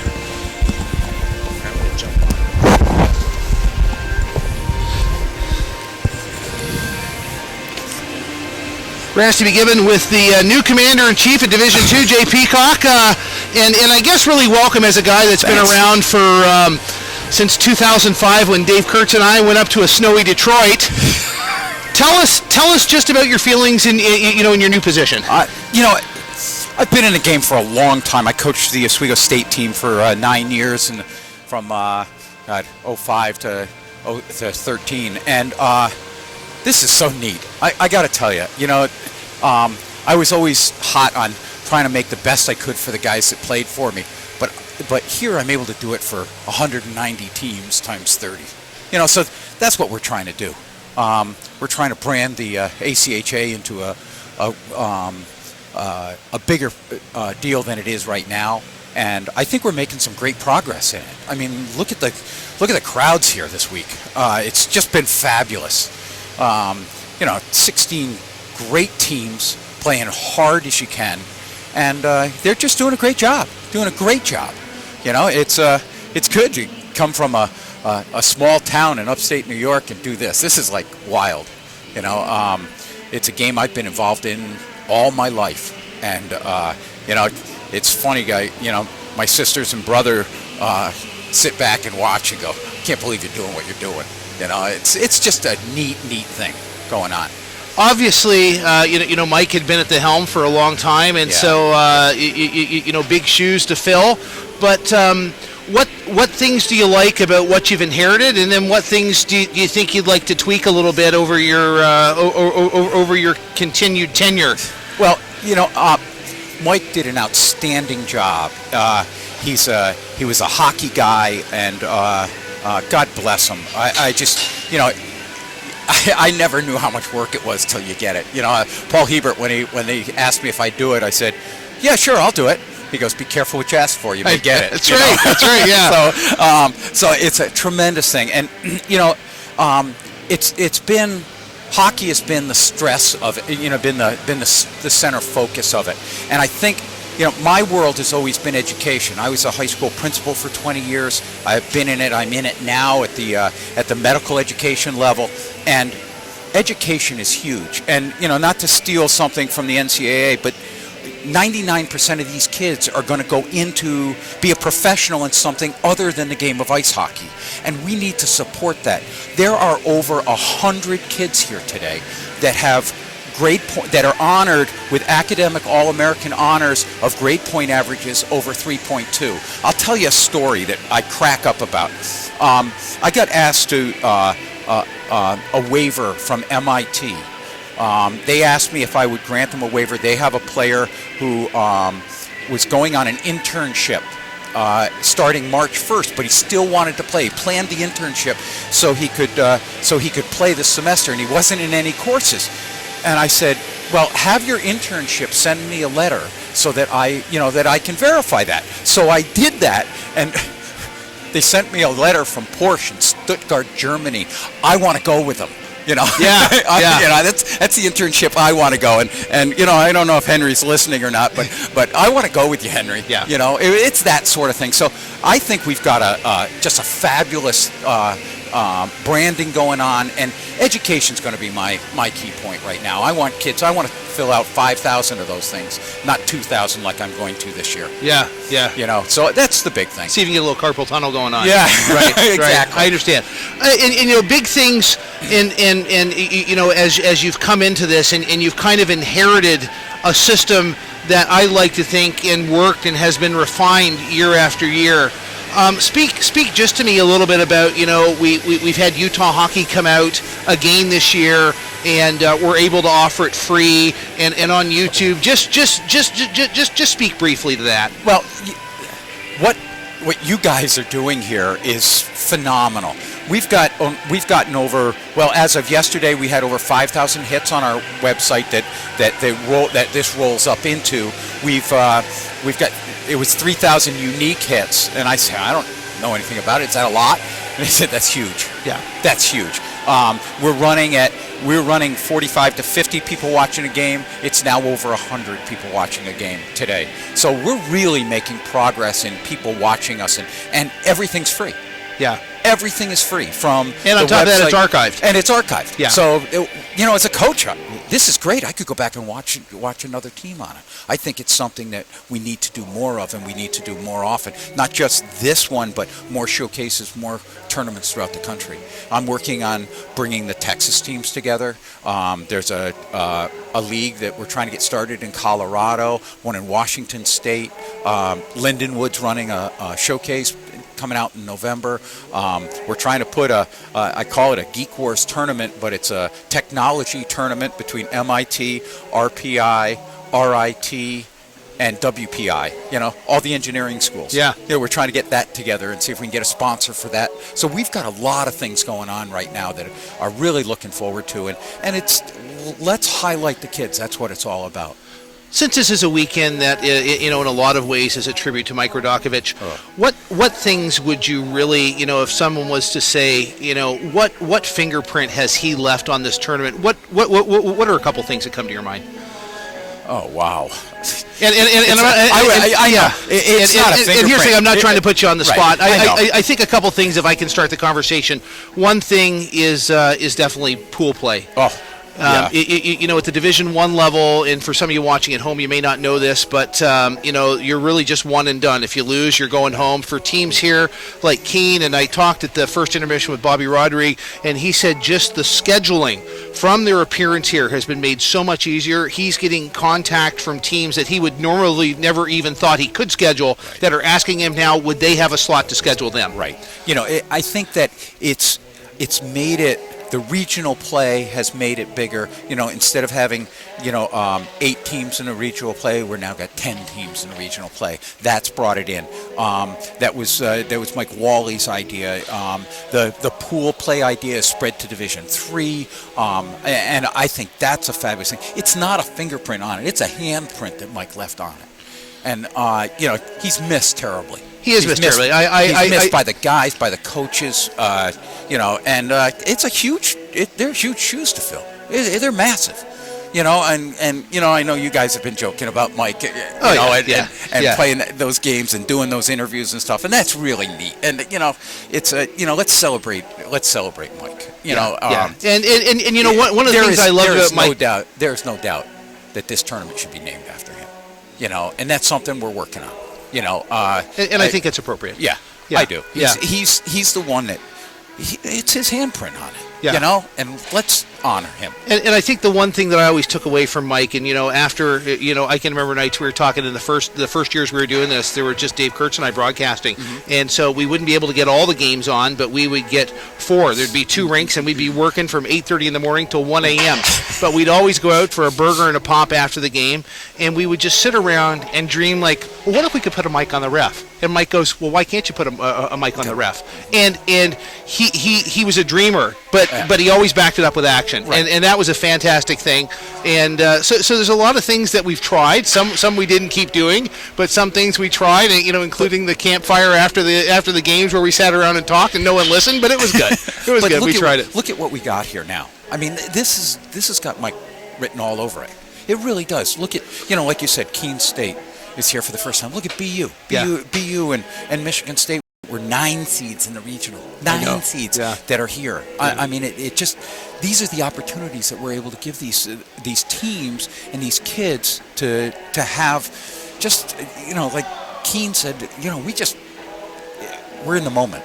Let's just be in the moment type of thing. And something will make you very happy. I didn't get a chance to tell you. As I took those academic certificates into the locker room this morning, before the game, and I went in and I told them who I was, and I told them that I was here, on behalf of the league, and that we wanted to recognize student athletes that were here and that were academic All-Americans.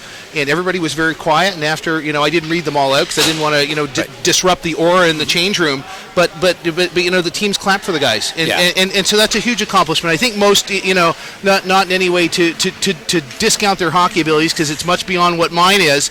But guys from here are not going to the show. They're getting ready to graduate college and maybe get married, and start a life, right? And so the academics in most cases is going to get you farther than the stick in the skates. My oldest son played for Paul Hebert at Siena. Poor guy. That's probably why he's not playing professional now. Probably. No, he jumps out of perfectly good airplanes now. Does he? Yeah, he's retired. I'd say retired. He's a former combat soldier. He's a soon-to-be major in the National Guard out in Kansas, and his fondest memories are 4 national tournaments with Paul Hebert. Yeah. Going out to Anaheim and going to New York City and Maryland on those trips. It was just, I think St. Louis or Cincinnati or something was his first one. And he just he goes, what a great experience that was. And it was pool play back then. And I won't say how old he is, but that would give away how old I am. And that's all right. That's all right. So teams today are punching their ticket. This game here really for all the pride, but teams today, I guess thanks for your time on this, and get your suit dusted off as things get official the next 2 days. I do have one for it. I'll look good for you. Good. That's good. You don't need a color commentator this afternoon, do you? Yeah, I tell you, we can squeeze you in. We can squeeze you in. Thanks, Jay, thank you very much for your time, sir. Very much. I appreciate that very much. Thank you. Thanks for all you're doing for us. We really appreciate it. It's an absolute pleasure. It's an absolute pleasure. We will hand this back over to my partner, Rhett, and we'll swap headsets here and take just a minute break as the teams are going to be lining up.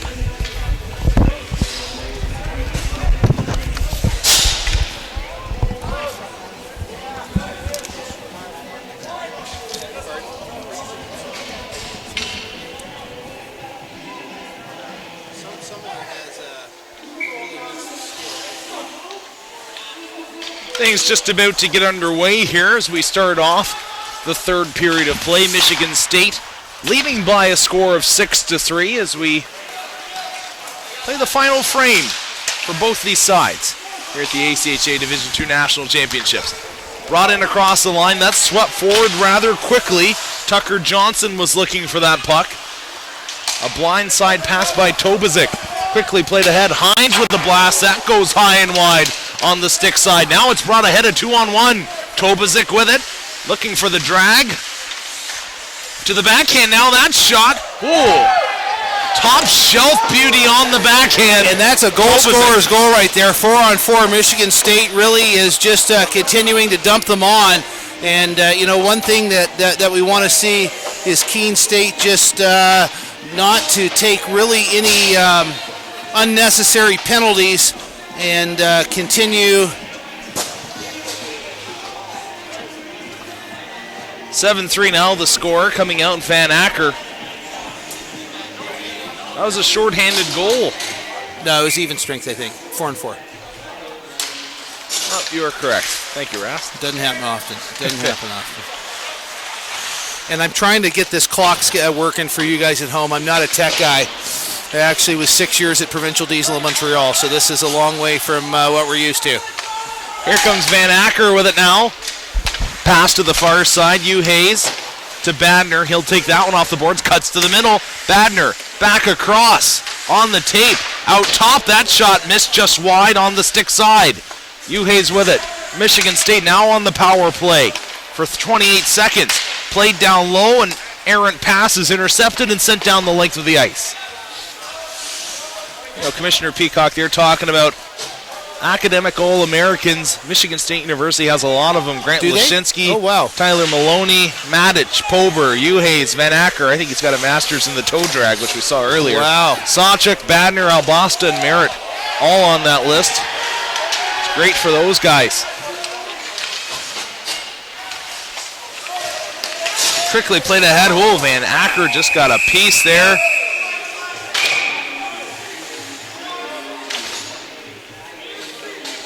And things are really starting to tighten up in the penalty category. And that's one thing we talked about yesterday as we saw Arizona State and Keene State go at it. As the game got further and further out of reach, we really saw a steady flow. I actually called it yesterday with Dave Kurtz. I said, I believe that in the rest of this period, I'm going to see at least 4 minor penalties. And as soon as I said that, they called one on the ice, and there were 5. This is going to be a 5-on-3 opportunity for Michigan State. A trip and a slash called on that last play. So they're going to have a full 5-on-3. Puck played along the boards. Pierce tried to find open ice. Now it's going to be sent out. That goes off the stick of Sam McNichol. Getting to it is Stricker. Lanky defenseman for this Spartans team. Sends it north. Maloney off his stick. Goes down deep. He's going to be the first man to it. Gets it back on the end boards. Played around by Nick Jones. Fighting away from a stick out to the point. Looking towards the goal is Pober. He wants to get that shot off near side. Jones' shot. That missed on the glove side. Still out top, near side once again, Pober. Top of the circle. Got a man posted up in front. That's Patson screening the goaltender. Maloney, his shot. Pad save made by Johansson. Maloney gets back to it. Could have cut across top of the circle. Now he decides to. A one-timer. That just missed. Goaltender was there, able to get a little bit of his glove side leg pad on that and direct it into the corner. And it came around and out. Michigan State get a wholesale change as the puck carrier brings it up through the neutral zone. And he's going to get him on an offsides. Jacob Peacock just over a step too soon. And Jeffrey Rossman there, the defenders, they're coming in for Keene State, almost lost his footing. And so he is probably the happiest man on the ice that was offsides. Peacock now in to take the draw. Lining up with Mitchell. Mitchell and Peacock getting all kinds of tied up. Penalty coming. This could be a very slow rest of the hockey game.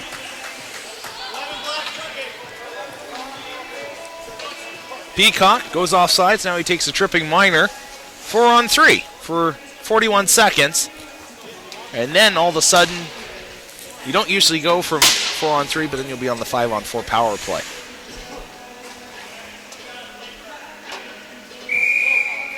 Mitchell out to take the draw.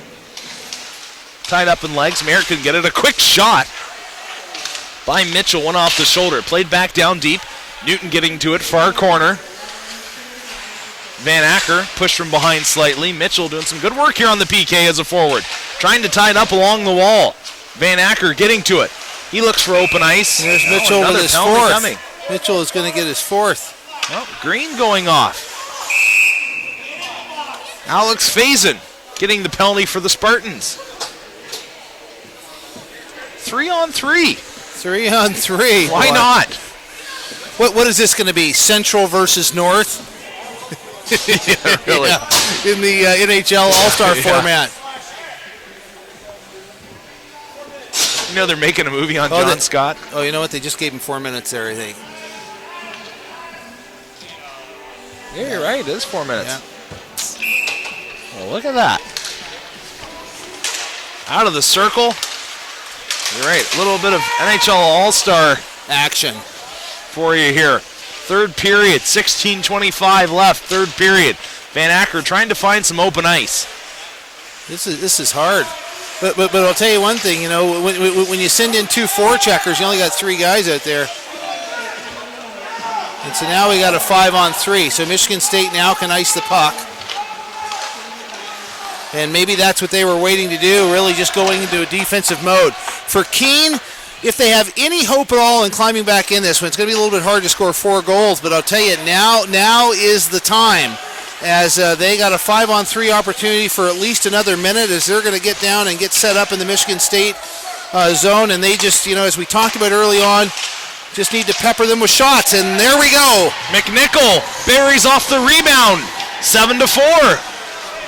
And here's the thing, if you can get a goal here, like you just did, now you've got a 5-on-4. You've got 3:07. If you can get another one within a minute, then you still have a 2-minute power play after that.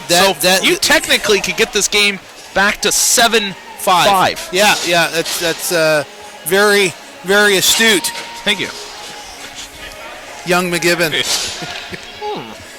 You just celebrated your what? 32. 32. Yeah. Holy moly. Decided to grow out a mustache You here. got any kids on the way? Or?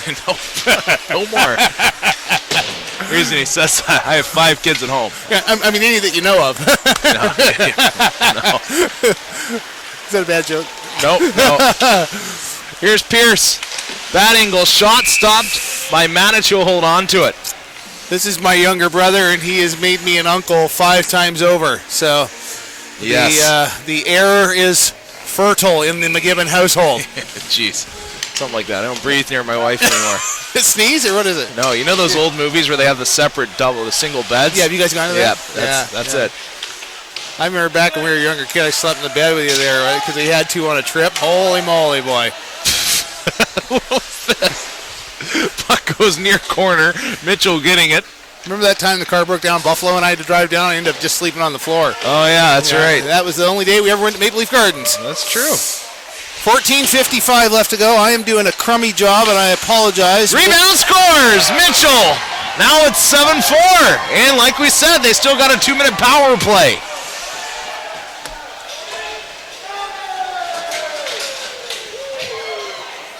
Well, they didn't put it up quick enough. Actually, 7-5 now, so they have an opportunity to bring this to 7-6. As now it will go down to a 2-minute. Should go down to a 2-minute power play, right? That's correct. And I'm I doing. just took it off the board, but they should be putting it back up.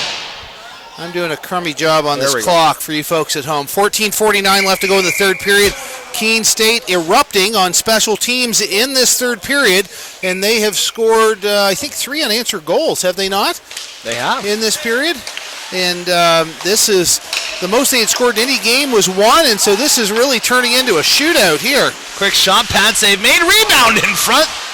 Spartans defenseman almost knocked that in. Another shot, pad save, big rebound comes out. It's taken away by Jones. He was trying to find the headman. That was Van Acker. He was looking to sneak in behind the defense. They're back at it again. That almost could have been a trip against Michigan State. Here's the call.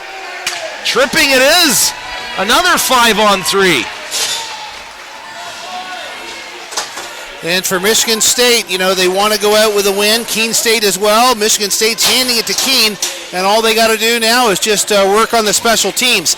And probably a good chance for them to pop another one here with a $135 of 5-on-3 opportunity with a face-off coming to the glove side of the goaltender here in the Michigan State zone. Out to the point. Pierce, the captain, blows up his stick. We're going to have 4-on-4 momentarily. Pierce now going back to get his twig. Puck comes out into the neutral zone, getting to it. Cooper Hines. He makes a little move. Hines still with it. Well, fired around, looking far side. Rossman. Mitchell. And wouldn't it be great to score with your buddy's stick, eh? Played down low. It's like, man, I like that Sackett curve now. That's happened a couple times in the NHL where They bury, and then they change. I like that Wendell Clark Titan. Cross-ice pass. Pierce the shot off a leg. Albosta able to clear. Actually, the funny one was Bobby Ryan back when he was playing for the Ducks. Somehow he got tied up with a guy, and the guy ripped the stick out of his hands. Yeah. And the other guy's stick was on the ice. He didn't have his stick. He lost it in the corner. So he took the other guy's stick. So he took the other guy's stick, which it wasn't even his hand. Coming in, Pierce, a move! Oh, making the save was Matic. Net came off its moorings. Face-off will resume here in Michigan State ice. So he goes into the corner and gets the other guy's stick offhand. Yeah. Bobby Ryan's a righty. He had a lefty. Yeah. Comes back front of the net, backdoor, taps it in. Yeah. And they just shows it to the guy. Did he really? Yeah. Yeah. It's pretty funny. It's on YouTube. I'm sure most of you at home have probably seen it. It's a fun little. Oh boy. Oh boy. I say oh crap because I just lost a paper.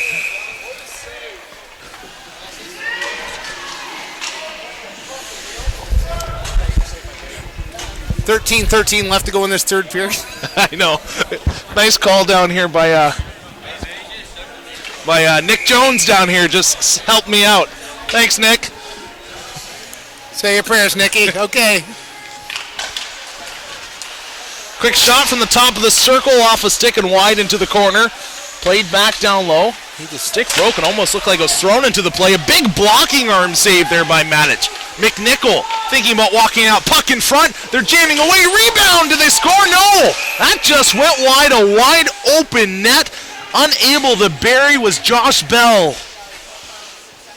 And the face-off may actually come outside the zone. I don't know as the Owls push the netting off, but some good opportunities here as Keene has gotten some more scoring chances as they are hot and heavy for one. And again, 12:55 left to go on this clock. 1,000 apologies as I have not been able to seem to sync the clock in the upper left-hand corner of your screen with the game clock, but we will keep you updated on that. 5 seconds of 5-on-3 for Keene as the puck is over the boards and out, and there will be a second left, and then we will be skating 4-on-4 for 26 seconds as Michigan State has been keeping that penalty box bench warm here in the last 5 minutes and really has given Keene the opportunity to climb back into this one, as I really would have said that this game was out of reach. 12:50 remaining. Third period of play. 7-5 the score. Mitchell in to take the draw. It's tied up in legs, comes free. Owls able to get it back. It's on the half wall. Kurt Mitchell playing it deep. Out top, another shot. Tipped off the post, scores! 7-6!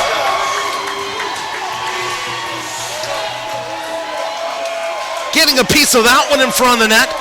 Lucas Poulin. We got a hockey game here, folks. The Owls. And it's an absolute shootout. 16 seconds was left in that penalty to number 28, Nick Jones. And we're going to be skating 5-on-5 for the first time in a little while here as we have 5 green sweaters out on the ice. And this is going to be, it's going to make for a very interesting last 12 minutes.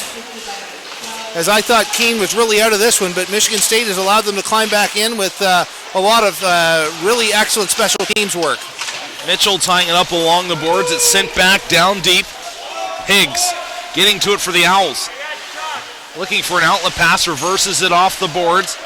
Taken forward, Mitchell. Backhand feed, Pierce going after it. Joining him as well, Lucas Poulin. Johansson stopping it back behind the net. Reversed off the end wall. Quickly chipped forward. Johnson looking to get it out. It finds its way to neutral ice. Here's Van Acker. It's a magician with the puck. Makes some nice moves. He's not even using his own stick. He's broken both of them in this game. You can see him borrow a teammate. They're sharing one stick right now. Okay, I'll use it this shift, but you can go out after me. That shot off a stick, high and out of play. Face-off will come outside the zone. And it's interesting as this game has really has really come back into a close hockey game. Oh my goodness! Another big call here. The refs are throwing really people in the sin bin like crazy. The refs really are taking no crap, to be honest with you.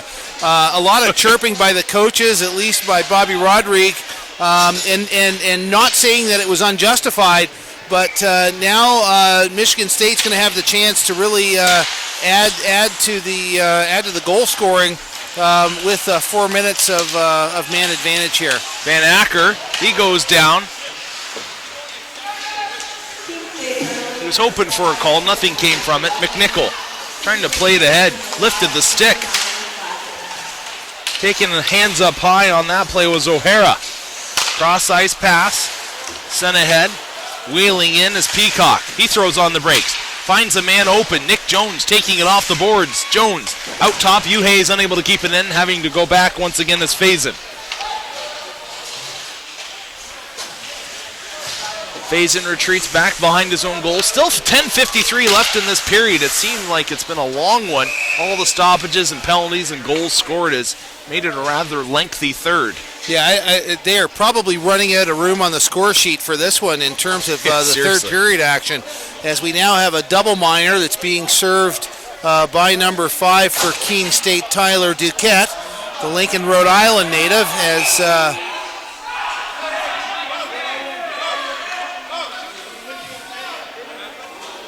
they're actually just throwing a fan out here now. It's the first time I've seen that. They have told that gentleman to get back in his van. I believe he came up on the bench. Oh, really? Maybe. Yeah, I don't know. There is no partition. Yeah, no partition there between the bench and the fan. So I believe he came up on the bench and talking to the ref about what's going on later. Where they're going to eat after.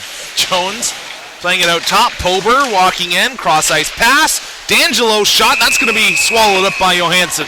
The ref said, you know what, I don't want to talk about that. Find me later. 10:24 left to go in this third period. 7-6 Michigan State. They are on a 2-minute and 49-second man advantage in this third period.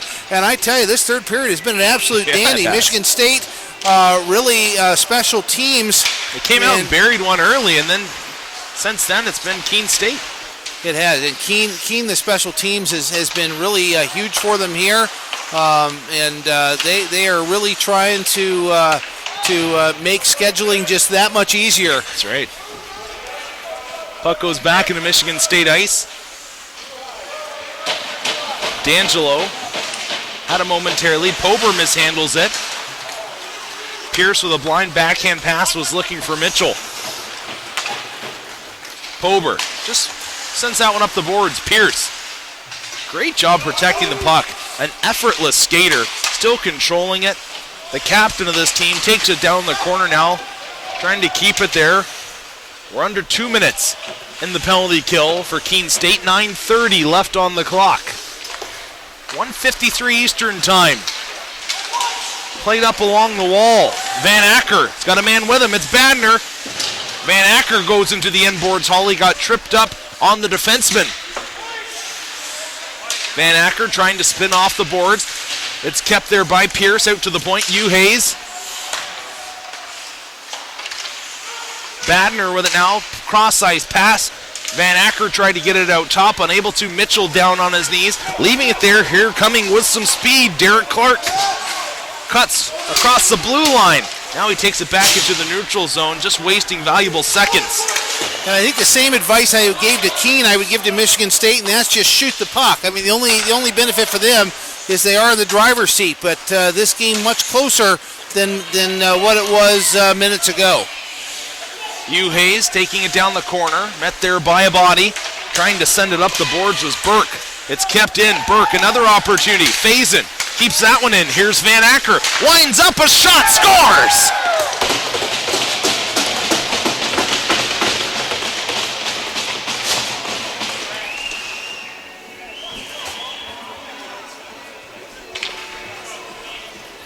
.8:25 left in the third.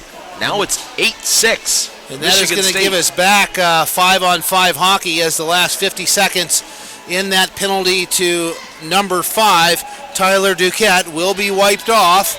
And once again, which is a rarity in this third period, Rhett, we're back to 5-on-5. That official now trying to get the remaining seconds off that minor penalty removed from the board. He was Here we looking go. back and forth like he was watching tennis match live. Puck sent back. Keene State ice. Banked up the boards and ahead. McNichol couldn't get that one in the offensive zone.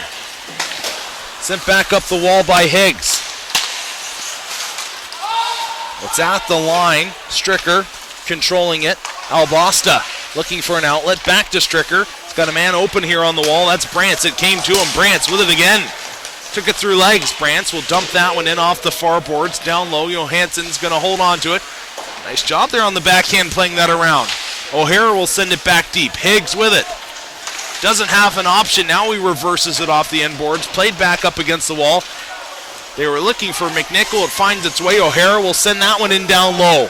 Matic out to play it. 7:35 remaining. Albosta to Newton. Brantz, little play between the legs. Nick Jones tapping it forward. That was touched with a stick. A little bit of a cross check there as well. Brantz, nice job with the stick. Pokes it forward. Once again, Tobazic makes a move. He's in. Takes a body. Puck is free. It's still in the high slot. Another shot. That goes off a skate into the corner. D'Angelo takes the body.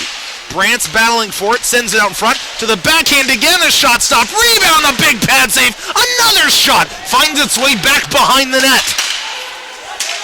Tobazic out to the line. Newton looking towards the goal. That shot through traffic's knocked down. Michigan State still with it. Tobazic with a blast stopped by the blocking arm. And it comes out across the blue line. Going back after it is Faison. He gets all tied up. Johnson there with him. Kicking it up to a skate and coming with some speed is Melnick. He gets around one. Melnick charging through the neutral zone. Dodges another. And then he gets horned into the corner. He gets hauled down with the Russian sickle. Oh, boy. That looked like the Russian sickle back in 70s WWF action there. As he That was came like through. the Iron Lotus from Blitz and Glory. Oh, boy.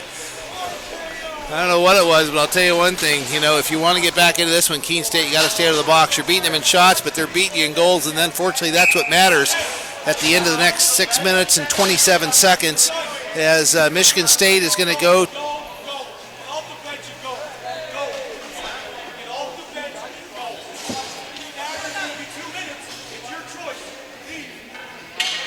Bobby Rodriguez is being asked, that is, to leave the bench. It was either that or he gets a 2-minute minor. So Bobby kicked off the bench of the Keene State Owls. Shot from the high slot. That finds the end glass. It's taken down. Played off the boards out to the point. Hugh Hayes with it. It's a 5-on-4 for Michigan State. Played back down deep. Unable to handle that one was Van Acker. Puck comes back to him, though. Tries to play it into the corner. Van Acker being given a little bit of a rough ride. Doing some good work is Peacock. He manages to find the puck. Peacock to the point. Faison back to Peacock. There's not much traffic in front. Now Van Acker's there. Side of the net. It was a bit of a slap pass. Hayes cycling it deep. Badner. Faison, a wrister. Blocked down in front. Scores! I believe that one off the back of Van Acker and in. 5:45 left, and now Michigan State adds another. 9-6 the score.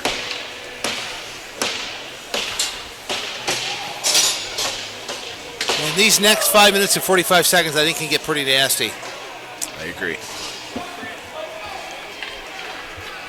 Keene, though, I'll tell you something. You have to be very proud of their boys. They were only able to score one goal in the first two contests and really have come out here and done very well. They scored 2 goals very early on in this contest, and it has been back and forth. This has been a very exciting third period. Tied up along the boards, trying to get that one in deep. Burke comes across the line. Mitchell makes a move wide, still with it. A shot. Matic will hold on. 9-6 if you're tuning in. I am trying to get these clocks synced up, and I am doing an absolutely garbage job of it. To say confession's good for the soul. 5:29 on the score clock. Third period, 34-29 shots on goal favor Keene State, but what's matter is the times the puck has gotten in the net. 9-6 in favor of Michigan State. Patson made a move. Lost the puck. Maloney throws it out in front. The captain Pierce with it. He winds up in his own end. Here he comes, taking it wide. Look at the speed. Pierce, wide again. He's got a couple of State Spartans on him, and he's driven into the end boards. Still down deep. Pierce lays the body on Pober. Pass in front. Mitchell looking for it. It comes free. Higgs able to keep it in play. It's down deep. Mitchell, far corner, gets to the puck. He plays it off the end boards. Working for it there is Poulin. He's knocked down. Penalty coming.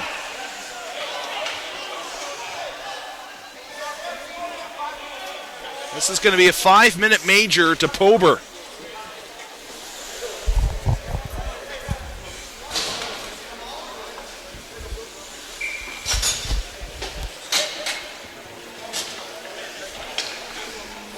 You able to hear any of that? No. He put his mouth right in the circle. That's all right. I was like, come on. They are requesting for the official to come back over again to give some clarity. And a really pretty cool, calm, and collected Jim Martin here on the bench. 4:44 left to go in this third period at this stoppage and play. And it's a 2 and a 10. No, I think that's incredibly fair.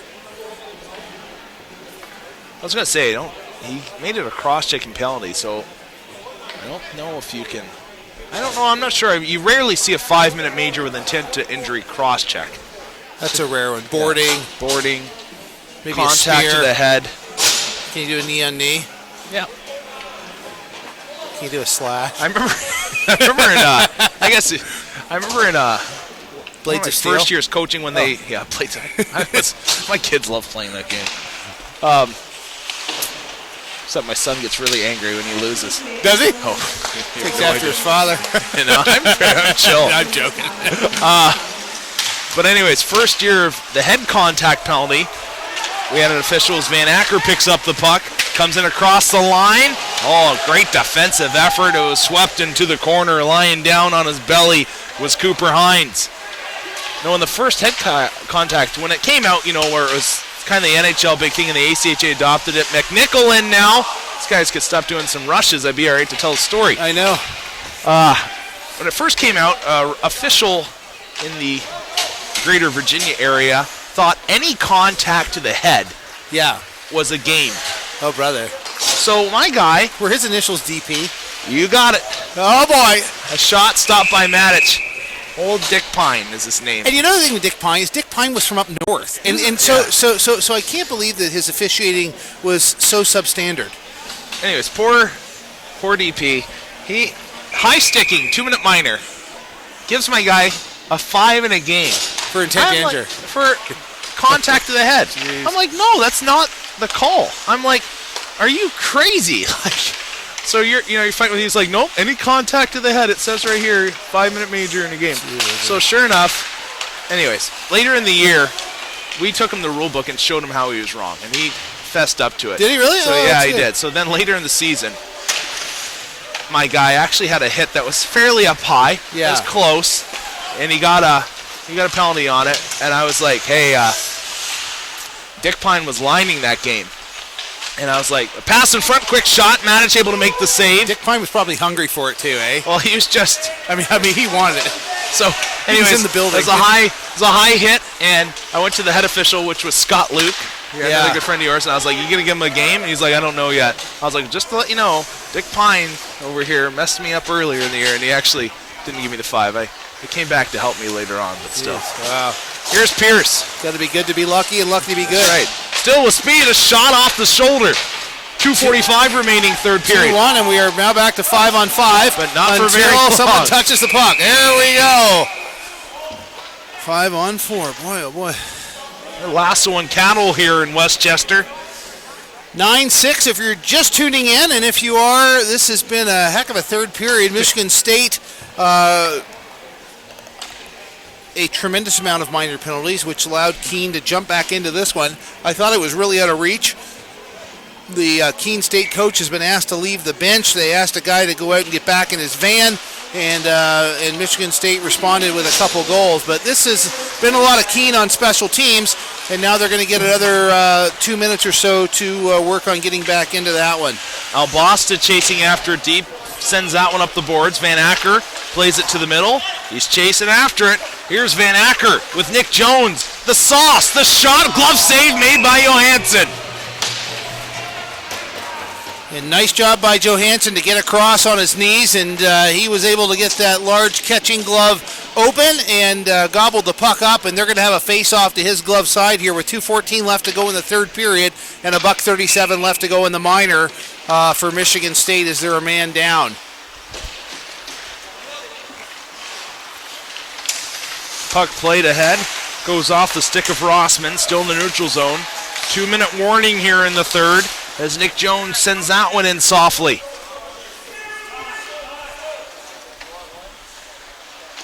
Johnson plays that one to a dangerous area, almost turned over, comes back in off a skate. Now they're able to get it out into the neutral zone. Newton laying the shoulder, Johnson dancing on the blue line. It's caught under a stick, now offsides is going to be the call. 1:02 left on the minor penalty to Michigan State. Then we'll have 5-on-5 possibly for the remaining 37 seconds of this hockey game. And I am desperately trying to keep this clock synced, but There you go. I'm not good. Attaboy. I'm not good. There's a lot of things in life I'm better at than that, but that I am not good at. $1:39 left to go. I'm Rasty McGibbon. Beside me is a man with the same last name, Rhett, who does this to pay the bills. 9-6. A minute two. Right now an owl talking things over. The assistant coach chatting things over as well, along with Johnson. Big number 44 on this Keene State team. Things seem to be understood. Play will get back underway. It's brought in across the blue line, sent far side, looking to send that one deep as Clark finds his way back down into Keene State ice. Stopping that one, the goaltender Johansson. Look at that, the backhander out, a little Cujo-esque. McNichol. What's Cujo doing these days? Any word?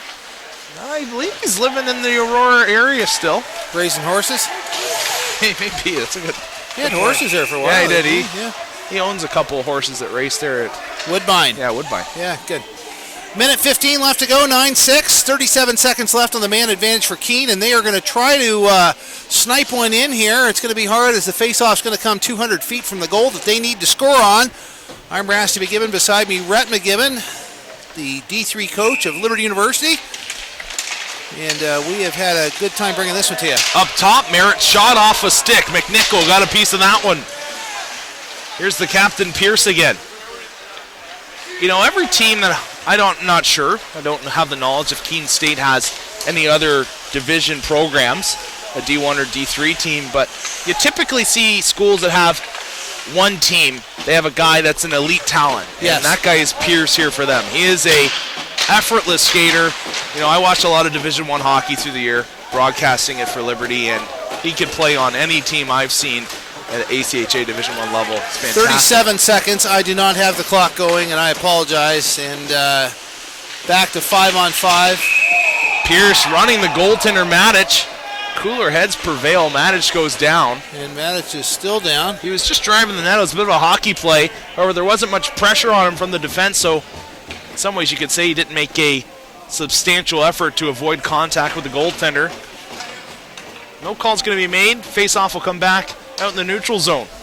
And this is probably some of the calmest hockey that we have seen in this 60-minute contest. Is really before that would have caused a couple minors. Pierce bringing it back in. Backhand try, that goes far side. McNichol caught up to it, couldn't keep it in. Van Acker on the rush again. D'Angelo leading the way. Van Acker, one to move, pass up, shot. D'Angelo on the doorstep, and now the rough stuff's going to ensue. He was right in on the goaltender. Johansson going after him as he took a bit of a shot. McNichol throwing a body as well. Going after a man near side is Samuel Higgs. And you see the captain there behind the goal with his bucket off. The goaltender as well, trying to get a couple shots in there. And those guys will not be shaking hands, including the captain. They're going to run the clock off here with 12 seconds left. A wise decision by the head official, I believe. Pierre still chatting things over, making some dinner arrangements with Merritt. That's going to do it. Michigan State's going to win this one by a score of 9-6.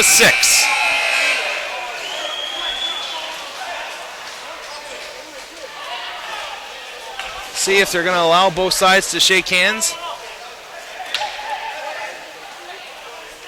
Looks like it's going to be the decision here. I'm not sure if they're going to allow it or not. Let's take a look here what's coming up. Both sides shaking hands. Good to see some sportsmanship at the end of this one. Good to see cooler heads prevailing here towards the end of this hockey game. At 3 o'clock, Liberty University taking on William Patterson University. That one is to see who moves on to the Final Four. New York taking on Grand Valley State. Arizona State Elite taking on Florida Gulf Coast. That should be an absolute dandy on rink 2. And then Lindenwood Belleville taking on the University of Utah. That'll be another great hockey game as well. Tomorrow, that's when the Final Four starts. At 12 o'clock. Pool A will take on Pool C.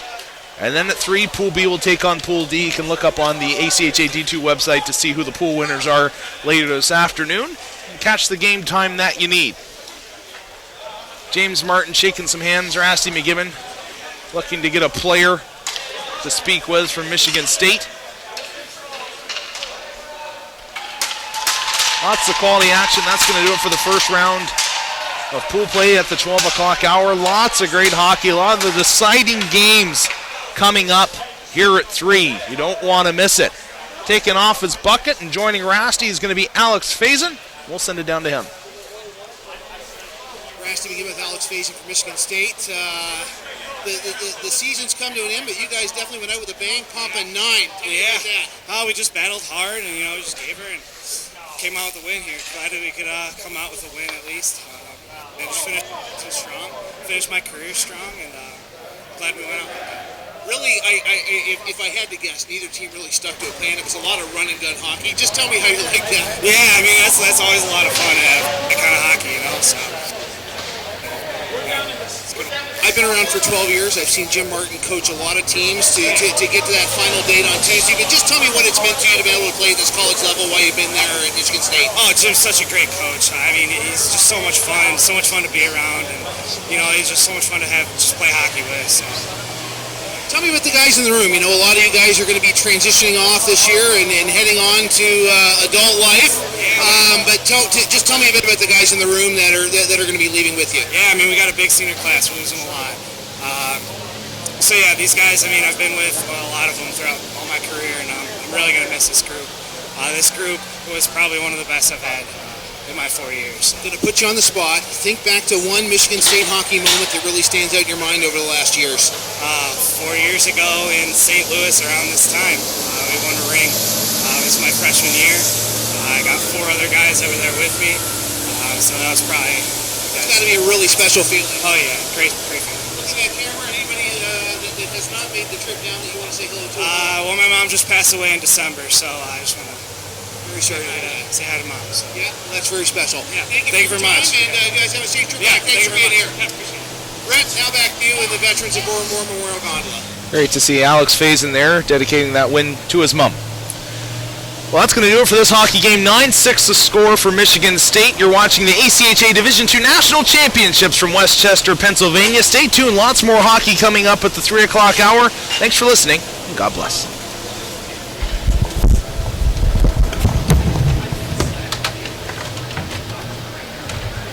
Say it, eh? That's cool. I'm gonna take it with me. Thanks, bud. That was fun. That was fun, right? Yeah. At least it got interesting there. Yeah. Well, here's the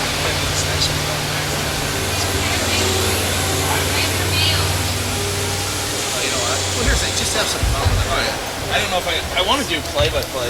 We'll see. I can do color. Hey, I gotta introduce you to one of my former hockey players' dads. Okay. He's from East Ottawa. He's a dairy farmer. Oh, yeah. Reminds me so much of Claire. Call him Chief. You ever talk to Claire at all? I call him. I haven't talked to him recently. I called him like a year ago and spoke to him. But I haven't talked to him in a while. That's good. Good. Man, you know, it might be over a year now. That's sad. Yeah. How's it good? Have you talked to him recently? I talked to him probably a couple months ago. So you know, when I was in New York finishing up, Janine called me. You know, I feel bad. I guess, you know, there are a lot of things I'd like to say I don't have regrets about in life. Not talking to Jane, because Janine, and I'm not trying to deflect onto Janine, but she told me, called me and said, oh, you know, my mom has this, this, and this, and, you know, do you think that's bad? And I'm like, well, it's not good. And so Janine flew down to PI to talk to the doctor. Well, I didn't know it, but her mom had been a closet alcoholic her whole life and got cirrhosis and died from cirrhosis, right? So Janine never called me back and told me, oh, you know, I think Mom's dying, you know, she'd love to hear from you. So I'm thinking, okay, you know, no news is good news, but it wasn't like that. So then Janine, she Facebook messaged me one time when I was in New York, and she's like, I need to talk to you about my dad. Well, I think her dad's dying, right? Yeah. So I call him, and Claire's got congestive heart failure, and he's gained about 40 pounds. His legs are so big, he can't even pull his pants up over his calves. It's all fluid? Yeah, so I called Claire, I said, what are you taking? I mean, he's on the phone, he's like, doing this, okay? And I'm like, Claire, take 7 of your Lasix pills. He goes, I'm okay. And he wouldn't listen to me. So at least he listened to me with the hospital. I mean, the 7 Lasix pills would not have given instant relief, but at least it would get things flowing. Yeah. You'd probably be peeing in the bathroom for the rest of your life, but you know what I mean? So. Is he all right now? I guess so. Yeah, so you know, he's done very well. He's totally, you know, they call it when you're in balance, compensated. Yeah. So he's compensated CHF, so he's a good guy. Yeah. See, He moved in with his girlfriend. He sold his house, he's living in an apartment. oh, really? Yeah. You know the girl? Lady, yeah. And what's funny is her name is the same as his dad's old girlfriend. So I said, did you steal your dad's girlfriend? He laughed. Yeah. Oh, rats. All rasty. Pretty funny. Well, that was fun, Rat. Thanks for letting me do it. Hey, I never told you this. I saw. Hey, we should try to do one at Liberty. Us? Yeah. Let me know. Brandon's staying around, eh? If you get a job. Yeah. Well, I wouldn't, I mean, I don't have a ton of time. I can do one with you. Yeah. So I wrote. What's his name? Cam. Yeah? Yeah. I saw it was his birthday on Facebook, and I just wrote up.